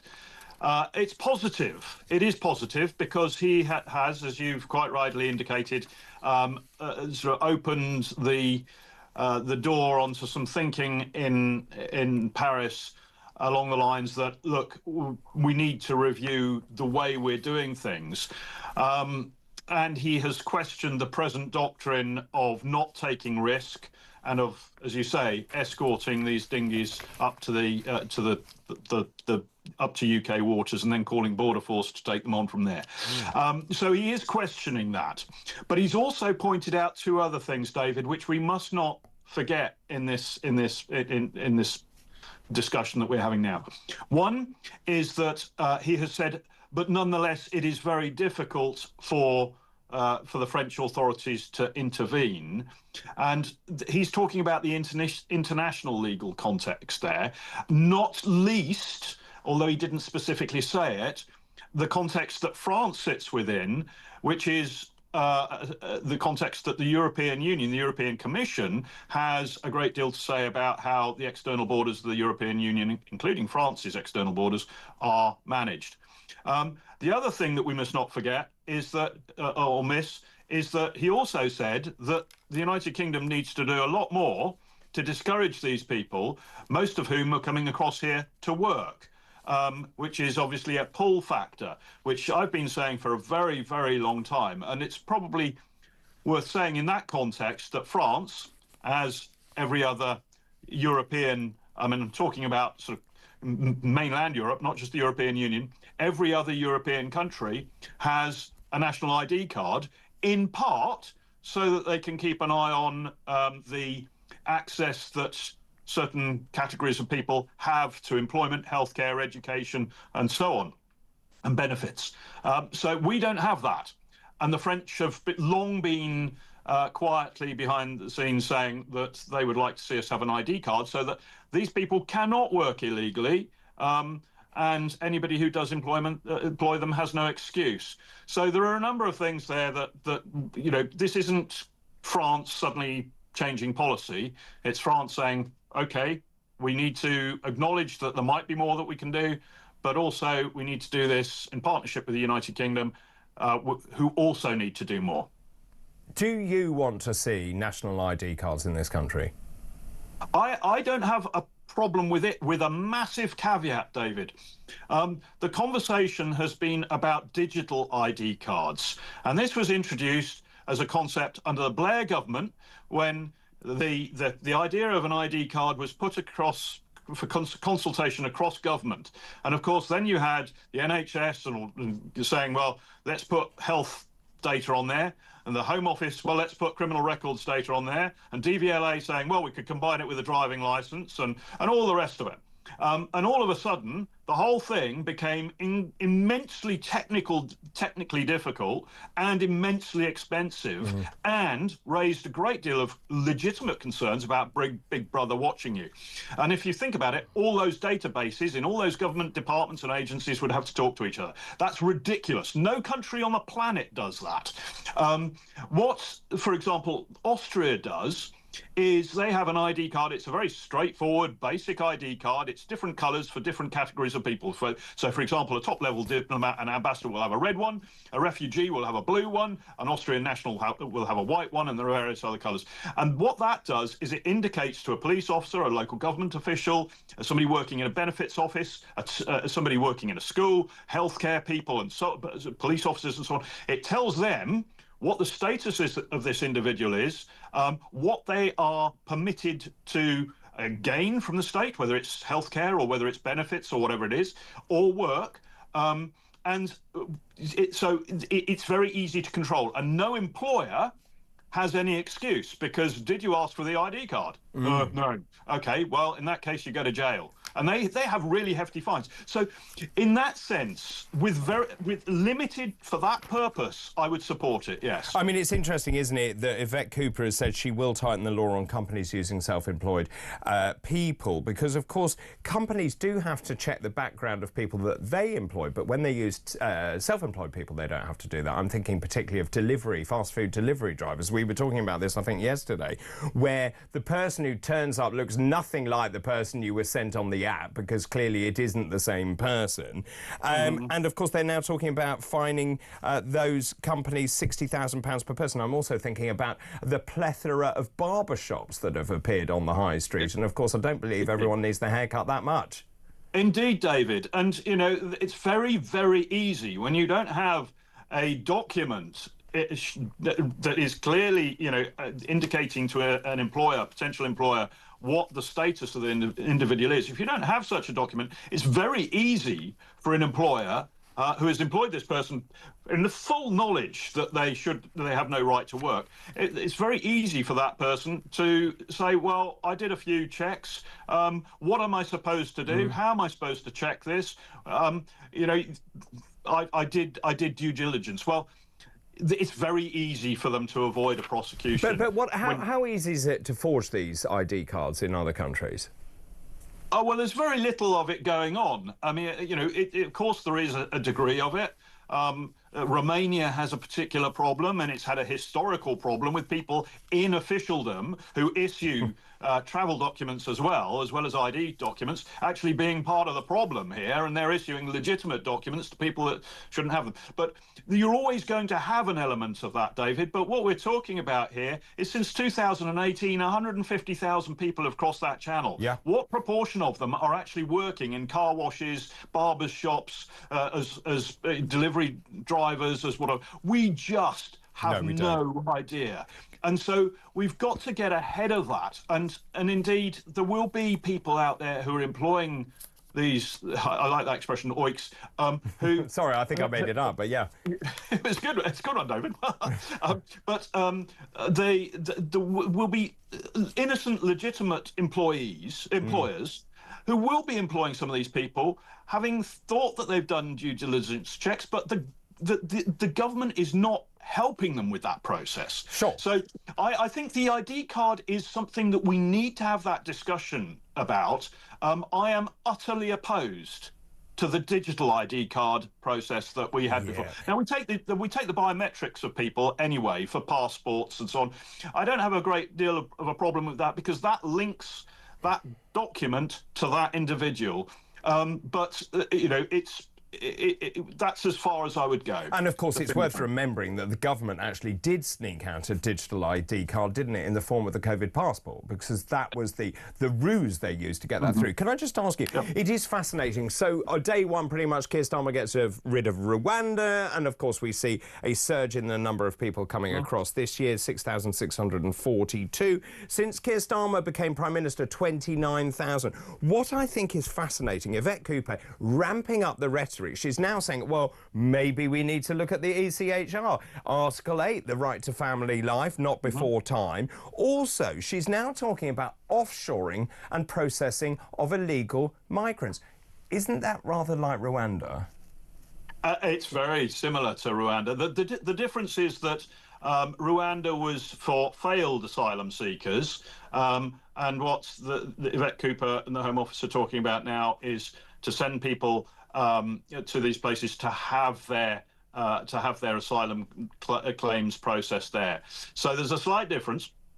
I still don't think this solves the problem, though, David. The people that, like the SDP, like Robert Jenrick and others, who are specifically saying that anyone who enters this country illegally, whether to claim asylum or for anything else, needs to be detained securely. The SDP propose putting them on ascension, which I think is a good idea, and holding them there until such time as their status and identity can be confirmed, until they can be returned, or until they, because there are certain people like Iranians, Syrians, Afghans, very difficult to return those people to those countries. If they haven't got ID cards or anything, they've destroyed their travel documents or never had them in the first place. And so until those people actually ask to go back. Now, if everybody was detained in that way, you wouldn't have to detain very many, because then the boats would stop. So that's another approach, and I think that would be far more robust and far more decisive. It would be far more effective. The problem is, as people are starting to recognise, you must deal with the Human Rights Act. Yep. You must deal with the ECHR Article 8, and I would argue that you also have to deal with the United Nations Refugee Convention. All of those documents, well, the Human Rights Act in the UK is a significant problem, because even if you leave the ECHR, the Human Rights Act is UK law, and embodies within it the requirement to take consideration of ECHR decisions. So you're stuck. So you've got to deal with that as well. So but the UN Refugee Convention is out of date. Must be amended and revised, not just for our benefit but for everybody's. And going back to France, France, with a different approach from this government or the UK, could, I think, be an ally, because the French don't want these people any more than we do, and they're sitting on the North French coast. Nobody wants them there. So France needs a solution, but what we've spent our time doing as a country is trying to throw money at the problem, which our politicians like, because it sounds good. We're putting this money in there, and we're having a meeting, we're having a summit, we're whatever. They're not actually doing very much. And the French, I think, are fed up with that. But the French, want to work with us on it. What we've got to do is be prepared to work with the French to stop it becoming a French problem as well.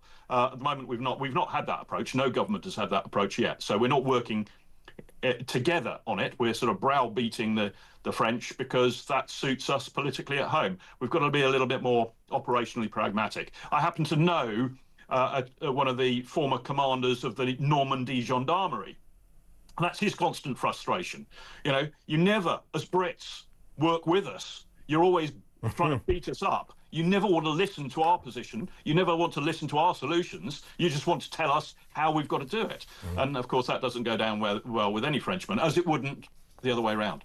Henry, always such a pleasure to talk to you. Thanks very much for your time this afternoon. Henry Bolton, OBE, International Border Control expert. Lots of you are getting in touch about this. I know that this is a huge issue, and if Labour does not get on top of the illegal immigration problem, they will be toast at the next election, whenever that is. Louise, David, great show today. Thank you very much. What do you mean today? Great show today. Do you think Macron has done a deal to keep Keir, the globalist Europhile, in power? It was always payback for Brexit. David, if I was the French, says Paul in Cornwall, I would say to Britain, right, we will try harder to stop the boats if you stop giving them hotels, pocket money, free healthcare. If we keep making them welcome, they will still do anything possible to get here. That is bang on the money. Time for a break. Your calls after this break. This is Talk.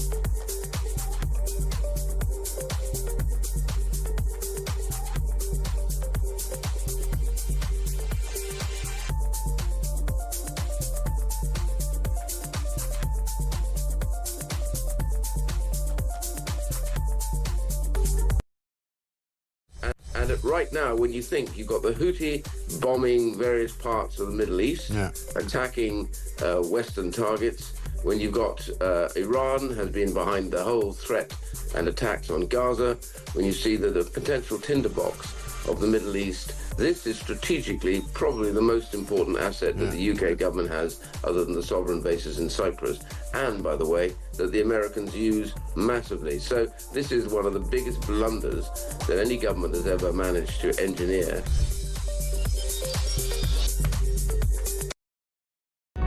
Across the UK, on DAB+, on your smart speaker, on your smart TV, and on your side. This is Talk. Welcome back. Time for a call. Mark is on the line from Carlisle. Good afternoon, Mark. Good afternoon. I can't believe what Mr. Bolton has just been saying. I've always liked him, but this takes the biscuit. What's this, ID cards? Categorisation of ID cards? Yeah. Why don't we all just walk around with coloured uniforms? Red for this, blue for that, white for that. I mean, it's like top hats, bowler hats and cloth caps in the Victorian times. Categorising people like that. It's really interesting. I was very surprised that he was in favour of ID cards. Incredible. You could bring out a line of shirts, the Dr. David Bull category shirts. Great idea. Do I get a cut? But on a serious note, I really struggle with ID cards because if you remember back to the COVID pandemic, and we basically were given a digital ID card that allowed you to do things based on your vaccination status. And they rolled it out under the guise of COVID. But make no mistake, that was a trial of what they want to achieve. It's very dangerous, the slippery slope. I mean, my mother was a servant for the Earls of Lonsdale, the Lowther family and company, the biggest landowners. I'm now buying land off that crumbling estate. So taking a look at me, you can't categorise me. And you look at the Earl of Lonsdale at the moment, we're completely... Well, I'm not sure I'm not sure Henry was saying it was categorisation according to class, whatever class is. He was saying that you've got people who are in this country who are not allowed to work get one colour. Those people who have given, say, if you're on a student visa, you get another colour, and if you're a UK national, you get a normal card. That's, I think, what he was saying. Diplomats one colour, on benefits another colour. That's a class thing. Yeah, it is, you're right. I'm deeply nervous about that, and we're going to talk later on, actually. We're going to be talking about the role of facial recognition in this country. Are you worried that we are actually sort of sleepwalking into a, well, I hate to use the word, but police state? It's all printed out in white papers. Starmer's got it ready. And by the way, for the record, the only clothing item I want to see Starmer in is a straitjacket in a padded cell. Very good. Mark, thanks for your call. Adam is in Nottingham. Good afternoon. Good afternoon. Yes. I just wanted to bring up a question, point, whatever you want to call it. You're all talking about the schools and, you know, all of the effects, and you genius, by the way, of what you're putting out there, of the knock-on effects, different knock-on effects it has. My question is, what about, I mean, children come over lockup, out of lockup. There's a lot of thing about mental illness with that. Now, as I went through a divorce, my wife is trying to take my kid away from out the country, and the judge ruled, it would be detrimental to him to remove him from his friends and family and structure. If you're removing kids from schools that are settled in, especially after lockup, and settled in and made friends, and you would have thought, and the parents all in that, he's in that for a long time now, and then remove a child from that, ripping him from his friends and the structure he's created, creating stress within the family itself over this kid, which he doesn't even know why stress is being caused over this kid. Doesn't that have this knock-on effect of this mental illness? Will this not come back to haunt us? Yes, 100%. And I think the most vindictive thing was they brought it in mid-school year. So the parents and the children didn't even have time to reconcile it or to talk to the friends or to say goodbye. This just happened. Yes. And for no fault of the child wondering what's going off, why am I being taken away from my friends, and everything that I've built up in this school, and then the knock-on effect of to go into a new school, trying to catch up or slow down or whatever it is they're doing from there as well, is a lot of stress on a child, I believe. Well, I would agree totally with that, and I've met kids who've been ripped out of their schools, out of their peer groups, that they don't see their friends anymore. They've been dumped in a school where they don't know anyone, and I think it is actually horrific what they've done. I actually think it's tantamount to sort of child abuse, actually, psychological child abuse. Yes, through no fault of anyone. But here's the thing, it doesn't even, if you talk to people who know about these things, it looks like it's actually going to cost the government money. It's not actually going to bring in revenue, which is what the government said this is all about, which is putting more money into the state system. This is actually about levelling down, isn't it?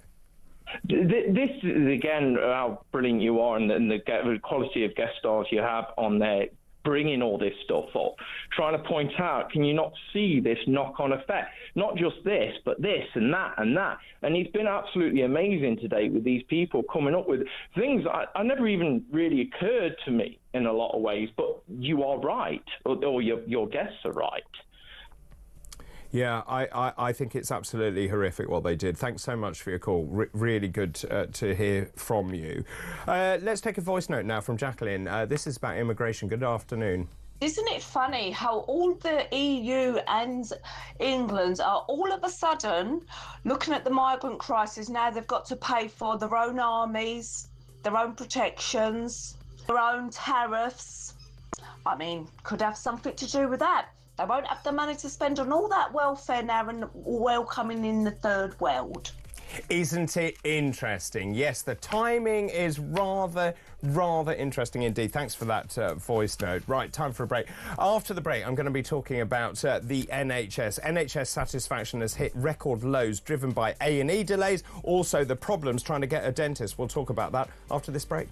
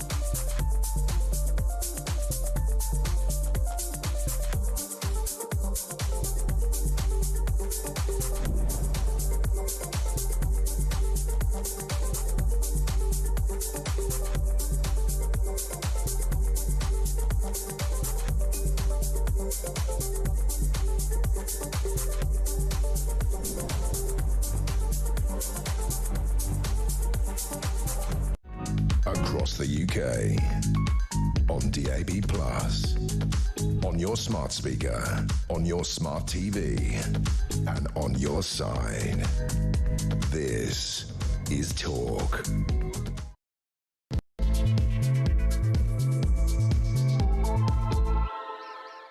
Good afternoon, 3 o'clock now, Wednesday, April the 2nd. I'm David Bull, in for Ian Collins. Thanks very much for your company. It's been a great show so far. Many great contributions from all of you this afternoon as well. Well, coming up this hour, the United Kingdom is prepared for all eventualities ahead of Donald Trump's tariffs announcement. This is happening tonight at 9 o'clock, according to Prime Minister Keir Starmer, with the government ruling nothing out. Those are his words in its response to Liberation Day, or so-called Liberation Day. Meanwhile, public satisfaction with the NHS has dropped to an all-time low, with only 1 in 5 people happy with how it's working.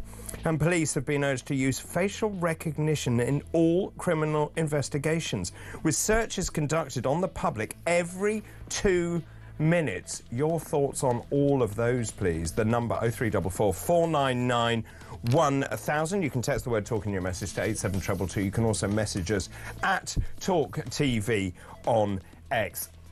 Well, a very good afternoon to you. Everyone is kind of watching the White House and Donald Trump trying to work out what on earth he is going to do. I think it's fair to say no one has a clue what tariffs he is trying to impose.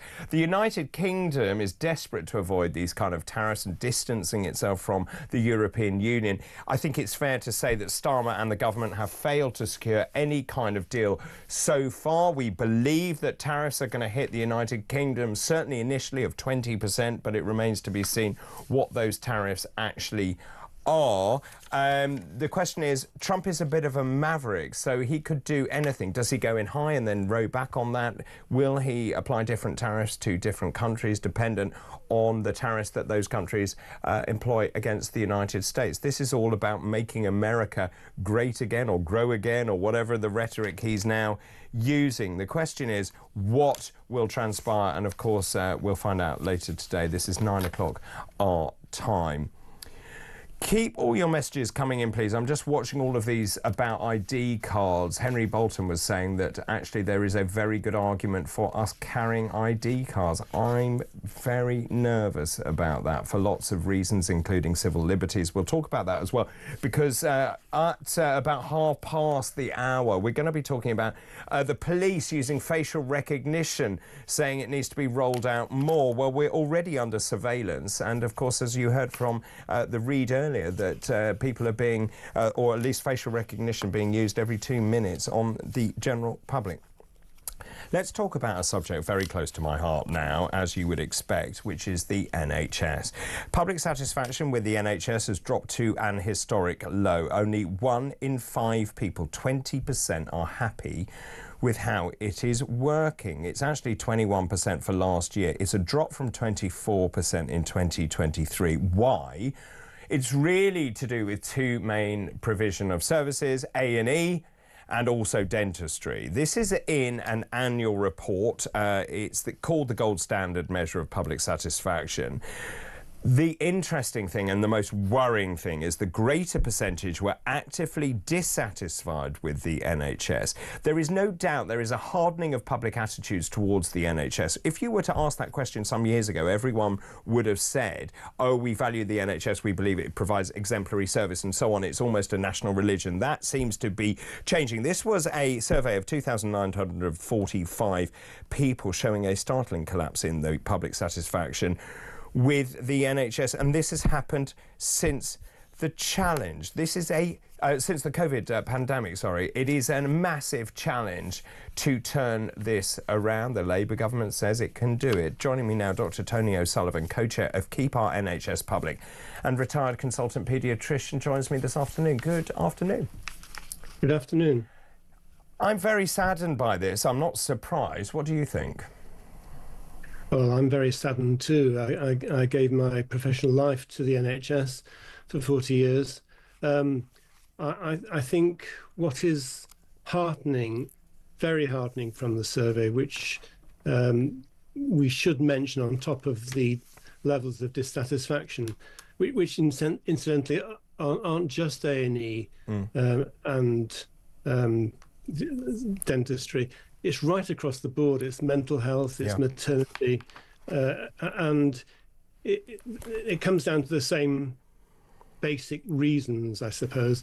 But what I found heartening is that 90% of those answering the questionnaire believe in the NHS as a model and as a fair way of accessing healthcare for all, and that it should be funded by public taxation. And I think it was also important to note that 69% feel that not enough money has been spent on the NHS. I know you may challenge that, but 69% of the population in this survey, 72% say that there aren't enough staff. And when you hear stories they're different though, aren't they? The amount of money we spend and the amount of staff are different points. They are different points, and I would make different points about them, but they are both very pertinent, because if you hear stories of a woman giving birth and not having a midwife by their side, that is shocking. When you hear stories of people not being able to get hold of a GP when they need it, and so on, and when you hear what is absolutely shocking and not said enough, the Royal College of Emergency Medicine saying that 14,000 avoidable deaths are happening every year because of delayed access to emergency care through the emergency pathway. That is just unbelievable that there isn't a declaration of a national health emergency. And I think that the public are ahead of the politicians on this.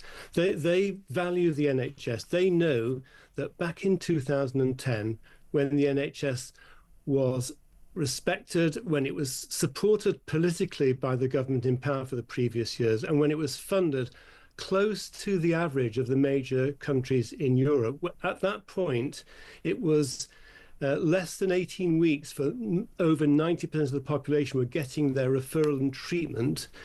Over 95% of people were seen in A&E and treated and sent home, or treated and admitted, not admitted to a trolley, and not waiting 18 months or 2 days before they're admitted. So the older people in this survey who had a higher satisfaction rate actually remember going back a few years when the NHS was supported properly and allowed to succeed because it was funded properly. I mean, I think there are so many points in here, and it is so complicated, and I have spoken about this a great deal. Just in terms of the money, I mean, we're spending, what, 186 billion or whatever a year, 11.7% of GDP, which is pretty much the European average. There is no doubt, and having worked in the NHS, there is no doubt there is far too much middle management, which the government does understand. Ara Darzi wrote that report, and I used to work for ARA, actually, many years ago at St Mary's Hospital in London, and ARA says that essentially the challenge is utterly enormous. The NHS, he says, is in a critical condition. It has to reform or die. I completely agree about equality of access and keeping it free at the point of need, but it's so big now, and it offers so many services. We're seeing monoclonal antibodies, for example, which cost an absolute fortune. Is there a case to say that we need to look at the core services that the NHS provides? We need to say this is what we're going to do and stick to these core services, because we cannot provide all things to all men when you've got mass immigration into this country, which we know. The population is exploding. We simply don't have enough hospital beds. We don't have enough doctors. And I think we have far too many managers. Well, you've made a number of points there, so let me see if I can come back at that. I think that Lord Darzi also made the point that there is absolutely nothing wrong with the NHS model, and we should support that. He made the point that other countries are either less good or more expensive. There's a comparison with France and Germany and other European countries that actually provide a good health system. But you probably know this, but in France, if we were funded at the same level, I'm not asking for this, but if they were funded at the same per capita level, compared to France, Britain would get about £40 billion a year more for the NHS, and Germany £70 billion a year more. So when the NHS was actually funded at European comparable levels in 2010, it was actually serially assessed internationally as the most cost-effective and best service in the world. And I don't see why we shouldn't strive to go back to that. If you start excluding, if you talk about core services, what isn't core, and you're immediately setting up, if you like, a two-tier service. In some ways, we've got a two-tier service now, because with 7 million people on the waiting list, those that can afford it, or those that have to afford it to end their pain or their concern, are going privately, and those that can't are just waiting for 18 months for their operation. I don't want a two-tier service. I think that when the principles of universal solidarity, if you like, of a public taxation system, when that's put into effect and the funding of the service is comparable to other major countries, which it hasn't been I'm honestly not sure that is correct. Well, per capita, Britain is below Sweden, is below Switzerland, I mean, is below France and is below Germany. But what I'm saying is that when we're funded properly, we've been shown to be more cost effective. And when you have waiting lists of 7 million, and when you have theatres closed because the ceiling's falling down, and when you have staff taken away from the NHS and put into private practice, you actually make the NHS inefficient. And of course, it isn't true that we're overmanaged. We might have managers... Well, it is true. It is true, because let's just look at the Darcy report. Staffing in hospitals up 17%. Productivity has fallen 11.4%. They say A&E departments are deadlier than going to war. I mean, this is a damning indictment of the NHS. You know as well as I do, and I speak to all my friends who are consultants or nurses or whatever, or they work in hospitals, they all say it's falling apart. My lot, and we're all of a certain age, many of my friends who are consultants are saying, I've had enough, I'm leaving. It doesn't work. Yeah, but I'm saying it isn't working, and if I was on the front line now, I would be extraordinarily stressed about it. But that is the symptom of what has been going on. That is the result of underfunding and abuse. But the NHS has never had so much money. And the question is, when you've got massive tax rises, we know that there are constraints across the board. We're seeing defence spending rise to 2.5% of GDP. We've got all of these, the Labour government giving unions more money, more increments in their pay. Where is this money coming from? There's many decisions that have been made over the last few years, and I'm sure you would agree with some of this, that have just been a travesty. Private finance initiative, I think most parties agree that that was a gross waste of money. And what's on the agenda now? Private finance initiative again. You may disagree with this, but there's good evidence that shows that when the NHS is fragmented and taken apart and little bits of it given to private sector, if you like cherry picking, you actually end up with a less efficient NHS. You have a private service that doesn't deliver the same safety measures, and you have money coming out of the NHS, such as in cataract surgery, where the NHS provision at the end of the day is undermined to the point where patients are actually going blind, waiting for routine treatment for glaucoma and retinopathy and so on. So these are bad decisions. These are bad uses of money. Not to mention COVID, of course, where we have £37 billion, etc., going to private companies down the drain. Again, also mismanagement, I would say, in COVID. Just in terms of that, though, is there an argument to say that when the NHS was set up, and one of our callers said this, they brought together all of the institutions that were there at the time and they ran them all together. Really, if you were to design the system, you wouldn't start with what we currently have. If you say that the healthcare has to remain free at the point of need and the money follows the patient, surely provision of care, for me, it doesn't matter who gives you that care. That's what Ara Darcy is saying. That's what the Labour government is saying. If you remember, they say the private sector would build these DTCs, the diagnosis and treatment centres. So I suppose what I'm asking is, should the NHS actually physically own these buildings, or should it be more like a sort of commissioning structure, rather like the BBC, where it can commission from various providers? Well, a national government, and this government in particular, can borrow money at a cheaper rate, far cheaper than private industry. If you end up with health centres and hospitals owned by the private sector, and the diktat is that the NHS has to pay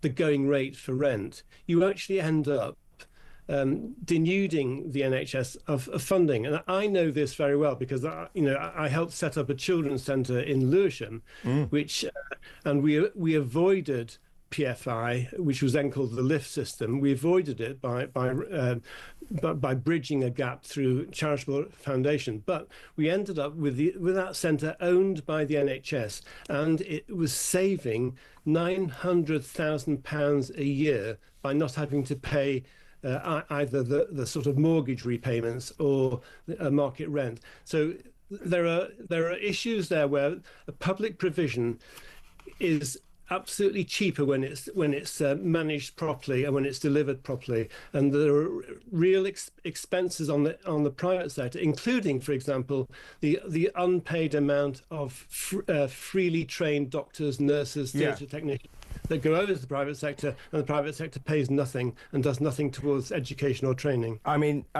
yes, I think Rishi Sunak also got this right, was to double the number of medical school places. I was reading some testimonials of junior doctors who say they simply, despite the fact they qualified in this country, they're extremely well qualified and they can't get jobs, and I don't understand what is underpinning that. And I was listening to a junior doctor who's applied to all of these posts, still can't be employed. Yeah. Well, I agree with you. That is a real outrage, and of course there's over 30,000 nurses. Nurse vacancies as well, and a previous government withdrew the NHS student bursary that was attracting mature students to nursing, mental health nursing, therapies and so on. The fact that 20,000 doctors are facing unemployment this summer is just crazy. It is. But looking at some of the reasons why, previous government have been trying to replace trained doctors and trained nurses with physician associates and nursing associates, and well-intentioned though that some of those people may be, a 2-year training course is not a medical degree, and then they are expected to take on the roles of doctors in terms of diagnosis, ordering imaging, prescribing, and they are not getting the supervision from doctors that they need and deserve, and therefore you have patient disasters going on with doctor unemployment. You're staring at it in the face, and it's crazy. And I think that this government has to make an urgent decision to say this is a true emergency. How on earth can we accept 14,000 avoidable deaths a year and not say this is an emergency, and if necessary we should borrow for it, borrow to invest in the NHS and borrow to turn the NHS round so that it's meeting the needs of the population, and stop this craziness where we've got nearly 4 million people out of work for health-related reasons and waiting lists of 12 to 18 months. I mean, two very quick points, because time is very tight. Obviously, there also needs to be public participation in this. Obesity is a major problem, as you know, in terms of comorbidities and then driving things like cardiovascular disease. That's one point. The second point is, shouldn't we look at other systems around the world? I was talking to Adam, my producer, today. He's Australian. The idea of having some sort of top-up system imposed. So you've got the provision of care, but there then is a system where you top up that care for whatever consultation you have. Would you welcome looking at some of those other systems around the world? Well, I'd make 2 points. First of all, I know healthcare in Australia is good. I've got relatives there. I know healthcare in France is good. But I also know that if you have top-ups and you have access to different forms of care through your choice, then you do actually have a 2-tier system. The second point is that if you have a really well-funded public health system, like the NHS has been, and certainly up to 2010 and even 2015, before the wheels started coming off after 5 years of austerity, you still had a private sector, but the vast majority of the public didn't need to go there because they were being seen within 18 weeks. You know, if you had a really painful hip that was keeping you awake at night, not only were you referred for an appointment, but you were actually operated on within 18 weeks if you needed the operation.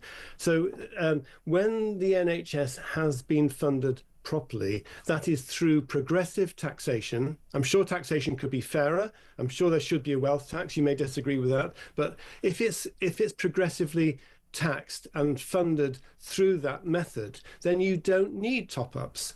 And you don't need first-class and second-class citizens. You need a system that's funded in a sort of taxation form of social solidarity, and you have a system that's there for everybody from the cradle to the grave.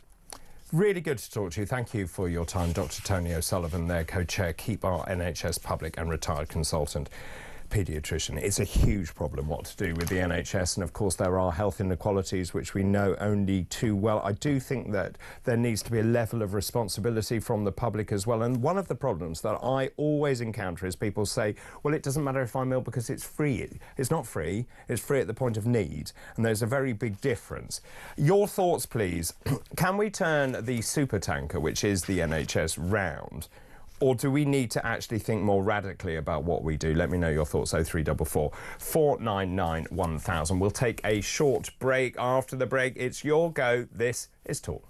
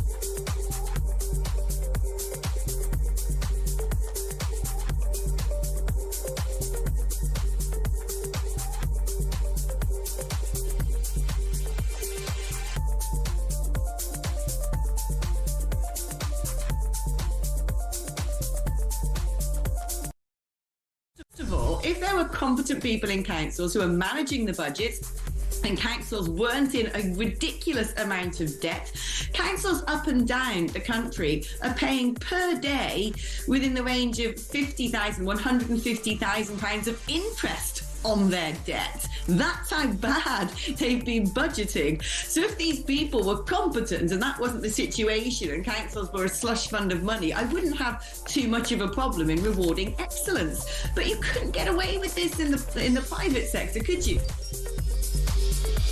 And at right across the UK, on DAB+, on your smart speaker, on your smart TV, and on your side. This is Talk. Welcome back. I've got some breaking news for you. A director of a horror funeral home, do you remember this? 35 bodies and human ashes were discovered, has been charged with 64 offences. 47-year-old Robert Bush of Hull-based Legacy Funeral Directors was arrested in March on suspicion of fraud. This is March last year, on suspicion of fraud and prevention of a lawful burial. A file of 13,000 exhibits compiled in the 10 months since was handed to the CPS in January. He's been charged with 64 offences, including 30 counts of preventing an unlawful and indecent burial. He is also accused of 30 counts of fraud by false representation in relation to the deceased removed from the home. This is according to Humberside Police. The charge allegedly relates to funeral plans involving 172 victims between April the 20th, 23 and March the 6th, 2024. Wow. We'll bring you more on that story as and when we get it. Let's take a call now. Nick is in Lincolnshire. Good afternoon, Nick. Hi, David. It was regarding the NHS. Yes. Now, I remember 2 or 3 years ago on this station, I heard a synopsis of a report from an institute which compared all the health services of all the developed nations. Yes. And we scored on comparing us per GDP. Can you just repeat that? Sorry, your line dropped out. When you compared us to other countries that spent a similar amount per person, we scored near the bottom on almost all the outcomes for heart disease, cancer, etc., etc. And the simple solution to this is take a small delegation of people, compare those countries of the ones who spend roughly the same as us, who scores best, send a little delegation over there. How do you do it? How do you recruit your staff? How do you staff your hospitals? What treatments do you offer? Blah blah blah, and just copy them. I don't think it's quite as straightforward. I take the point, though, and that's why I mentioned Australia, actually. So Australia has very good healthcare, almost no waits. There is a top-up that you pay. And I agree with you. I think you need to look at all those systems and how you might insure it. Now, the United States is an interesting case. So their healthcare costs 10 times what it costs in this country, but their outcomes are not as good for that as they are in comparable European countries. Now, also, talking to Professor Sir Carol Sikora, he was telling me that actually our cancer survival rates are 15 years behind the rest of Europe. So people who say, as much as I respect Dr. Tony O'Sullivan saying that it's about money, how much money do you want to chuck at the NHS? It is inefficient, it's old-fashioned, it doesn't work, it's bureaucratic. The government has got rid of NHS England, finally. And as I said, in my humble opinion, there are far too many managers wandering around with clipboards. Yeah, absolutely. And I mean, at the end of the day, what's the old phrase? And someone like doing the same thing over and over again and expecting a different result is the definition of madness. Yeah. I don't see, and I hate the fact when they keep saying it's free. It's not free. I pay over £1,000 a month in tax, and if 25% of that goes to the NHS, well, I could get a Bupa thing for less than £250 a month. And I'd get far better treatment and far quicker. Yeah. I mean, I think that's the key, actually, and particularly for self-employed people. Of course, you can't afford to be ill, and you can't afford to be waiting for the NHS to pick up the bill, and that's why loads of people are going over to have private healthcare. Now, there is a tier system here, because you will what the private sector likes to do is cherry-pick very discrete operations. They like doing things that are easy, discreet. What they can't do is care of the elderly, which is very expensive, and then you come run into the problem of the lack of provision of social care. Yeah, I mean, my mother-in-law was in, and this frustrates, I think, a lot of people. She was in a care home for about a year or so before she died. But because, my wife's parents, who are both working class, had worked all their lives, scrimped and saved to buy their own house, and had done okay for themselves, not in, well-paid jobs or anything like that. They just worked very, very hard. And they ended up having to pay thousands and thousands and thousands towards her care instead of losing the house, which luckily they didn't. But, when other people do nothing their entire lives and then get it all paid for them, it just, it irks, to put it politely. It certainly does. Nick, thank you for your call this afternoon. That's Nick in Lincolnshire. Time to pause now and to find out how you could be in a chance with winning Oasis tickets at Wembley this very summer.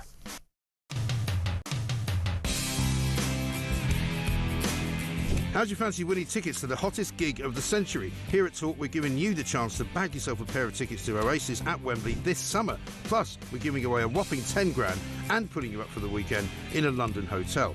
All you need to do is text the word prize to 83338 and you're in the draw. Alternatively, you can enter by post. Once again, all you need to do is text the word prize to 83338 or you can enter by post. Good luck. 18 plus UK excluding Northern Ireland. Enter by text for £2 plus one standard network charge by 11 p.m. on the 7th of April 2025. Or post your name and number to Oasis Competition, PO Box 3190. Colchester CO2 8GP to arrive by 5 p.m. on the 10th of April 2025. Full terms and conditions at talksport.com. This is a News Broadcasting Network promotion.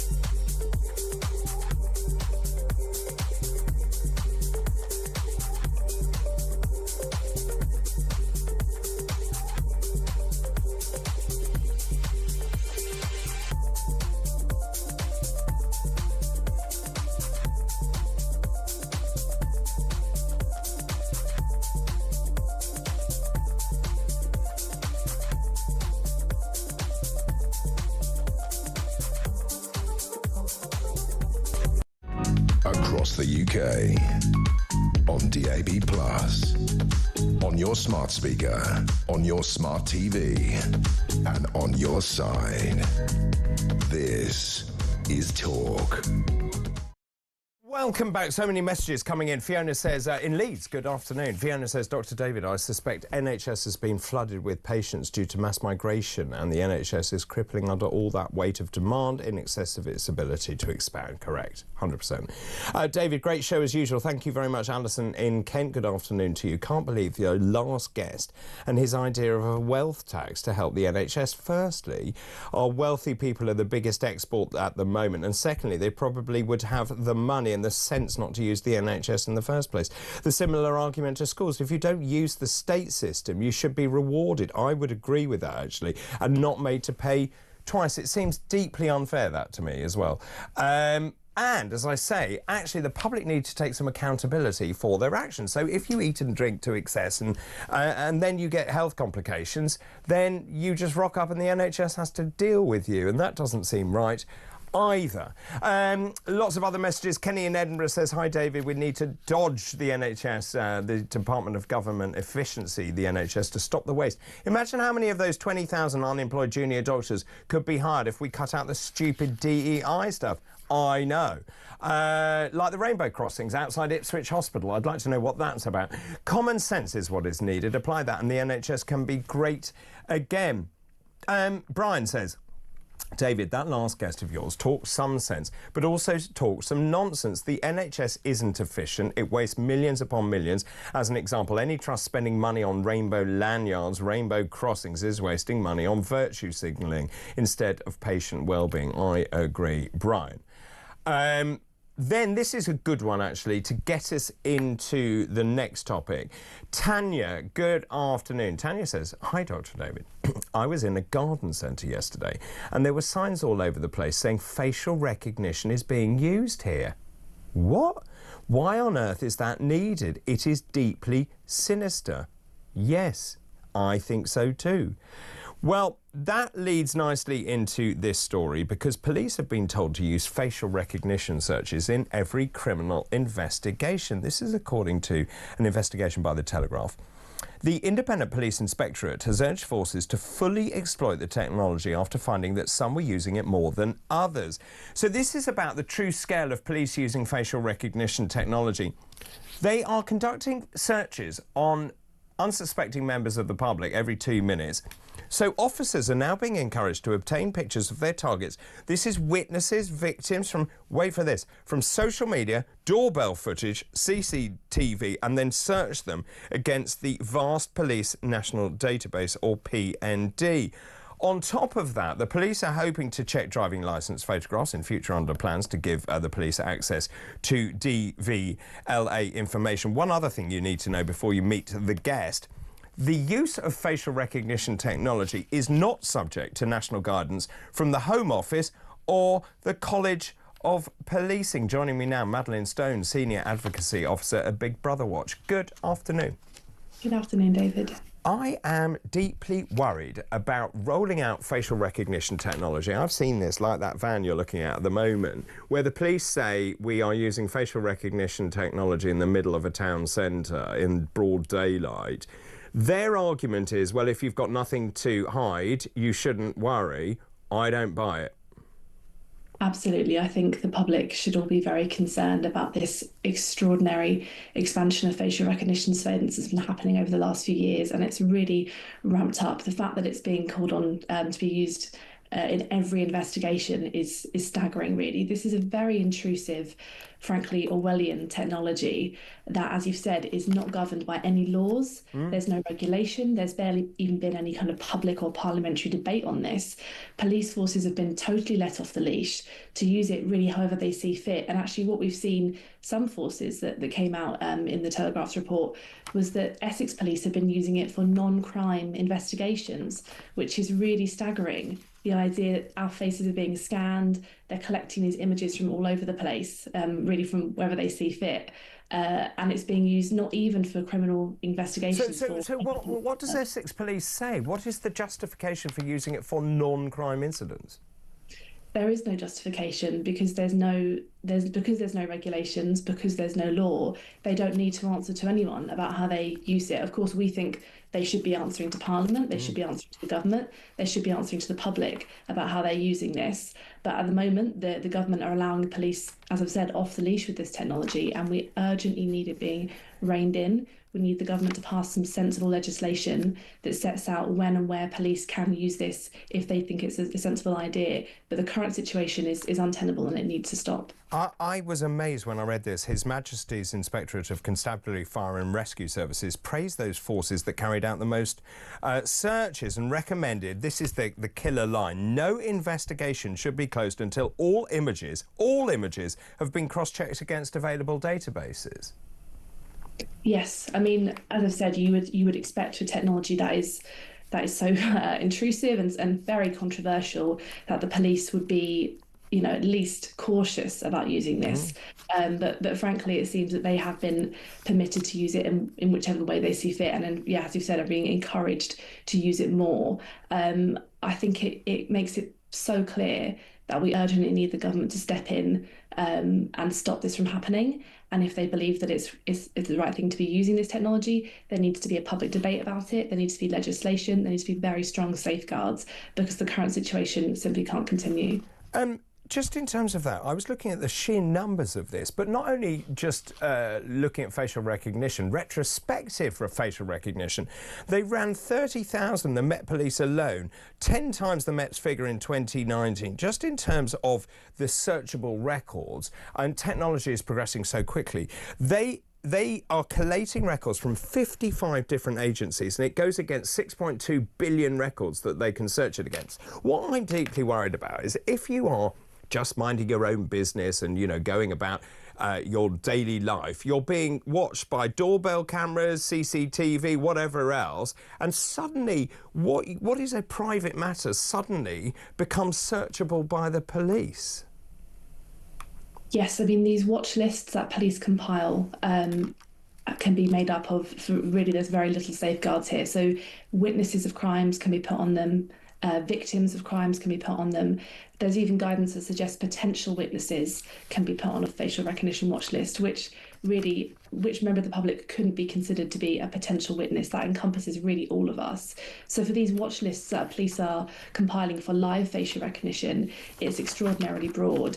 For retrospective facial recognition, so when police are using these massive databases of the police national database, there's also, as you've mentioned, the desire to turn driving licences into searchable by facial recognition. There's a law currently going through Parliament, the Crime and Policing Bill, that contains powers that could be used to allow police access to our driving licences, which is absurd. I mean, millions of us have driving licences, and when you pass your driving test and get that licence, you don't expect that photo you take to be subverted into a giant police facial recognition database. So all of this is happening very quietly. It's happening, it's not in the public. We haven't been told about this. We haven't been publicly informed. You apply for a driving licence, by the way, it could be turned into a facial recognition database. You have your photo taken by the police, even if you're not convicted of any crime, that could be used in a facial recognition database. So the fact that this is happening, under the surface, I think adds a layer to this that I think people should be really concerned about. And it really begs the question as to why on earth the government is allowing this to continue. I think another thing we haven't touched on yet as well that's really concerning is the risk of being misidentified by facial recognition. This technology is far from perfect. It's made many mistakes. And in fact, Big Brother Watch is supporting a legal challenge of a man in London, an anti-knife crime volunteer, who was misidentified by the Met's facial recognition, wrongly accused of being a criminal. He was surrounded by police officers in the middle of the street. He was held, wasn't allowed to be let go until he could prove his innocence, which is not how we do policing in this country. No. You should be innocent until proven guilty. Facial recognition, if you're wrongly flagged, reverses that principle. And that's a really worrying territory for policing in Britain to be going into. Earlier on, I was talking to Henry Bolton, and we were talking about the migration crisis, and obviously Keir Starmer has not got on top of this. Now, Keir Starmer is a fan of facial recognition. We know that. He wanted it employed more after the Southport riots. But also, Henry was saying that there is a very good argument to employ ID cards. Where do you stand on that? I think Britain has a very proud history of resisting ID cards. Famously, other European countries have introduced them, and Britain has always said that that's not, for us. And there have been multiple attempts introducing ID cards in Britain, and it's something that the electorate have rejected because, you're putting your life in a licence. You're being allowed to exist with the whim of the state there. It produces kind of security and privacy issues there with databases being used. Of course, all of this stuff, again, can be subverted into facial recognition databases, into other kinds of biometric surveillance. So we would be very cautious about the implications for civil liberties, for privacy, for security, if the government had access to a massive database of all of our information. And of course, we know that the government can't always be trusted to keep this safe. Leaks have happened, hacks happen. It would really be a honeypot for criminals, for foreign states who are hostile. So I think there's many concerns there as well. And I don't think a digital ID is the solution to any issues we have in this country. Can I just put a question to you from Vincent, one of our listeners and viewers? I don't mind facial recognition only when it's needed. If your face doesn't fit, it is deleted. Do we know that? Well, there are different kinds of use of facial recognition technology. So, for example, with retrospective facial recognition, which is what we've been talking about today, those databases, the police national database, actually holds hundreds of thousands of images of people that the police hold unlawfully. So those are people who've had contact with the police, have had their photograph taken by the police, but have never been convicted of a crime, who are innocent people. Legally, the police have been told you have to delete these photos, you have no right to hold them, but police forces haven't done it. And so therefore, these databases are actually filled with people who are totally innocent, who the police shouldn't be holding their photos, and they haven't deleted them. So why haven't they? They claim that they're not able to. They say it's too much work, essentially. They haven't got the capacity to do it because they have so many hundreds of thousands of them. We don't think that's good enough. If you have a court order that you have to delete these photos, that you're violating people's rights, the police will be doing it, and they aren't. And so that is just, one issue in a whole myriad of when it comes to facial recognition. But the police aren't doing their very basic duties of deleting those photos, so I don't think they can be trusted with further expansion of this technology. Can I just ask you finally, if I may, about Alison Pearson? Yesterday I was talking about this, about two-tier policing in this country, and I was told that actually if you're a Christian, there is no way that police would turn up on your doorstep on a Sunday. I don't buy that for one moment. But Alison Pearson has written a really good article in The Telegraph, and she talks about the way that we've got this creeping authoritarianism in this country. The fact, these examples of a grandmother visited by plainclothes policemen because she posted a private message criticising a Labour councillor. The man who was whistling Bob the Builder at his neighbours got a knock on the door from the police, got a police record for racial hatred. You've got this authoritarianism which is creeping in, like this couple, Maxie Allen, a producer for Times Radio, and his partner. They opened the door at Boreham Wood to find 6 police officers standing there, and this was because they'd written something, not very pleasant about the way the school for their child was being run. What is going on? I think all those incidents point to a police force that are not valuing freedom of expression in this country, and they're not taking it seriously as a value. And I think it's deeply concerning. It's deeply worrying, this slide away from the value of free speech. That's a democratic human right that we all have, and for the police to be intruding on it in this way is really it's a depressing slide away from a value that in Britain we once held very dear. I think things like facial recognition, there are also financial surveillance powers that are going through Parliament right now as well. There is this kind of growth of the surveillance state that is happening across all areas of our lives. Our faces being scanned, our private conversations being monitored. Recent news about the government trying to breach Apple's encryption is another example. And so I think what we urgently need is a government who takes civil liberties seriously. And the great place to start would be to getting a grip on facial recognition and biometric surveillance in this country, and to do more on protecting free speech as well.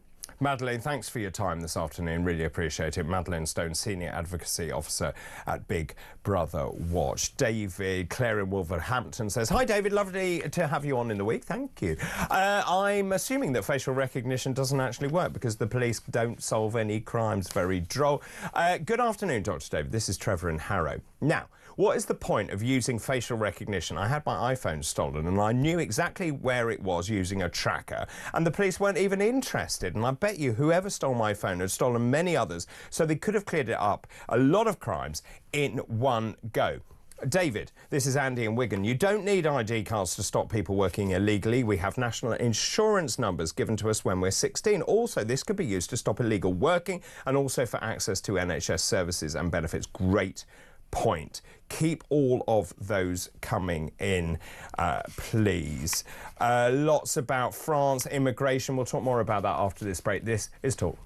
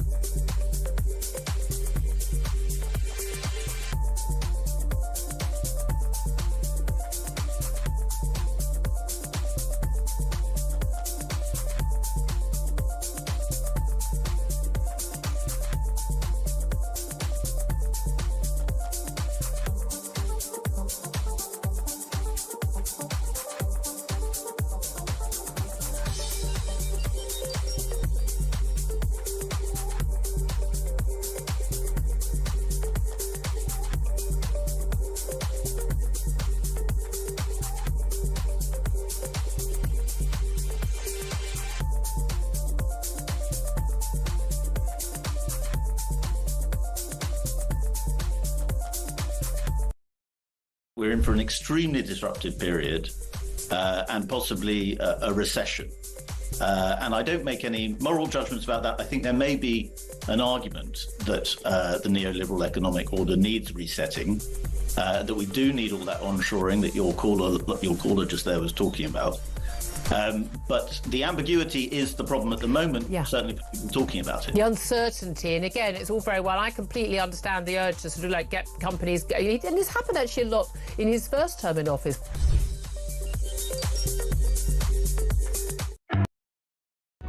Across the UK, on DAB+, on your smart speaker, on your smart TV, and on your side. This is Talk. Welcome back, this is Talk. Louise says, David, I feel like I'm in East Germany. I know the feeling, actually, this creeping authoritarianism and ID cards and then facial recognition. Stephanie, thank you. This is lovely. David, you're the best presenter and you have the best guests. I'll be telling Jeremy Carl that. Trump and tariffs. Starmer has done a deal already. Trump has been given the military base on Chagos. David, this is Malcolm. Illegal entrance. Whilst there's an incentive, this will not stop. Smashing the gangs is absolute nonsense. It's basically supply and demand. We need to remove the demand by removing the incentive. It's simple. So no free money, Spartan unpleasant accommodation prior to deportation, no prospect of citizenship. The gangmasters will soon be out of business. That seems incredibly sensible. That's Malcolm in Hampshire. Great show again, David. Thank you. This is Martin in Cyprus. Do you not think that if France protected their own borders, we wouldn't have the problem because the migrants wouldn't be able to get into the UK without going through France? David, this is from Ermin. I'm a British national living in Singapore. I disagree with Mr. Henry Bolton. This is about digital ID cards. Singapore has a digital ID called SingPass. Now, everyone who lives and works in Singapore must have one. Otherwise, you are not in the system. So my health, tax, banking, employment and immigration status are on the app. It works well. OK, but if you drop litter in Singapore, they'll chop your hand off. Let's take a call. Tim is in Southwark. Good afternoon. Good afternoon. How are you, sir? Yeah, I'm all right, thanks very much. Good. I know you want to talk about the NHS. Your thoughts? Yeah, a couple of things then. So the NHS, what is our biggest failure is staffing. Why don't we give nurses, doctors, etc., free courses on a contract, though? That once they pass their exam, qualified, etc., they're contracted to work for the NHS for 5 years or whatever would be decided. Increase the staffing. The other thing is I've worked on a few hospital constructions and no clinical staff have ever been involved. No, I know. In the design. So let's just go back to your first point. So when I wrote the health policy for reform, what I suggested was that exactly what you're saying, which is that when you qualify, you have, say, 10 years or whatever it is, 5 years or whatever you decide, that you are then contracted to the NHS. But there's one point that I added to this, which is for every year that you stay in the NHS, the state will start paying off your debt. Yeah, it's the same principle, isn't it? It is exactly the same principle, so I agree with you that. In terms of your really good point about hospital building, under the PFI introduced by Tony Blair, there were some hospitals which I'm sure you're aware of, which... I've actually worked on some of them. Have you? So friends of mine were working in treatment rooms, right, where the doors were too small, so you couldn't get the trolleys through the door, and there were no basins to wash your hands. I could go even better than that. Go on then. The oxygen outlets on the wrong side, so the nurse had to lean across the patient to be able to plug them in, basically, because they never involved the clinical staff. No. Or there aren't enough plug sockets. Yeah, exactly. Now, the young gentleman or the gentleman that was talking about ID cards, my military ID card was the most useful thing I've ever had. It's the what, sorry? My military ID when I served was the best piece of equipment that the military gave me. Right. In what sense? Because that's all I had to show if I went to the bank, to the post office, wherever. It didn't matter. So you wouldn't mind a digital ID card? No. So I now work in construction, and I would probably say 90% of the real big construction jobs, you will be fingerprinted or face recognition already. I did a job in South London where I actually fingerprinted 3,000 people in 2 years. Wow. Tim, really good. Sorry, time is really tight. Really good to talk to you this afternoon, Tim in Southwark. Just one more time to find out now how you could be in a chance with winning Oasis tickets this very summer. How do you fancy winning tickets to the hottest gig of the century? Here at Talk, we're giving you the chance to bag yourself a pair of tickets to Oasis at Wembley this summer. Plus, we're giving away a whopping 10 grand and putting you up for the weekend in a London hotel. All you need to do is text the word prize to 83338 and you're in the draw. Alternatively, you can enter by post. Once again, all you need to do is text the word prize to 83338 or you can enter by post. Good luck.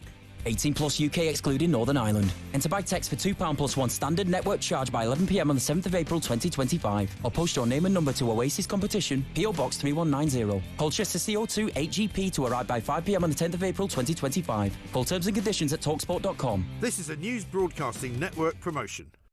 Good luck, good luck. Don't look back in anger. Oh, Lord. Jeremy Carr, good afternoon. How lovely to see you. How Now, are you? I know that you're a very big fish, and there was a programme about you last night. I haven't seen it yet, but I will watch it. Catch up, right?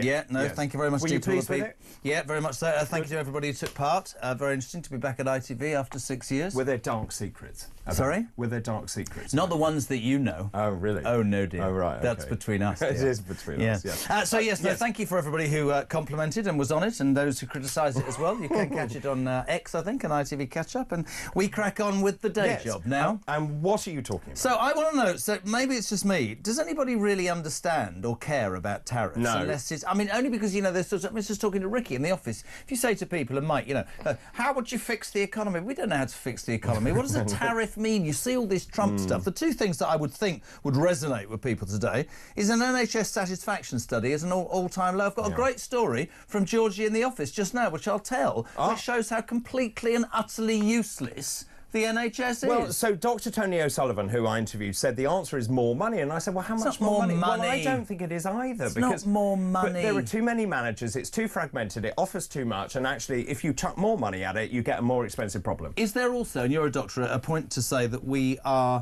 missing out because we have a bigger population, an older population, we've got a migration problem, and we're giving the free at the point of entry to anybody and everybody and missing the important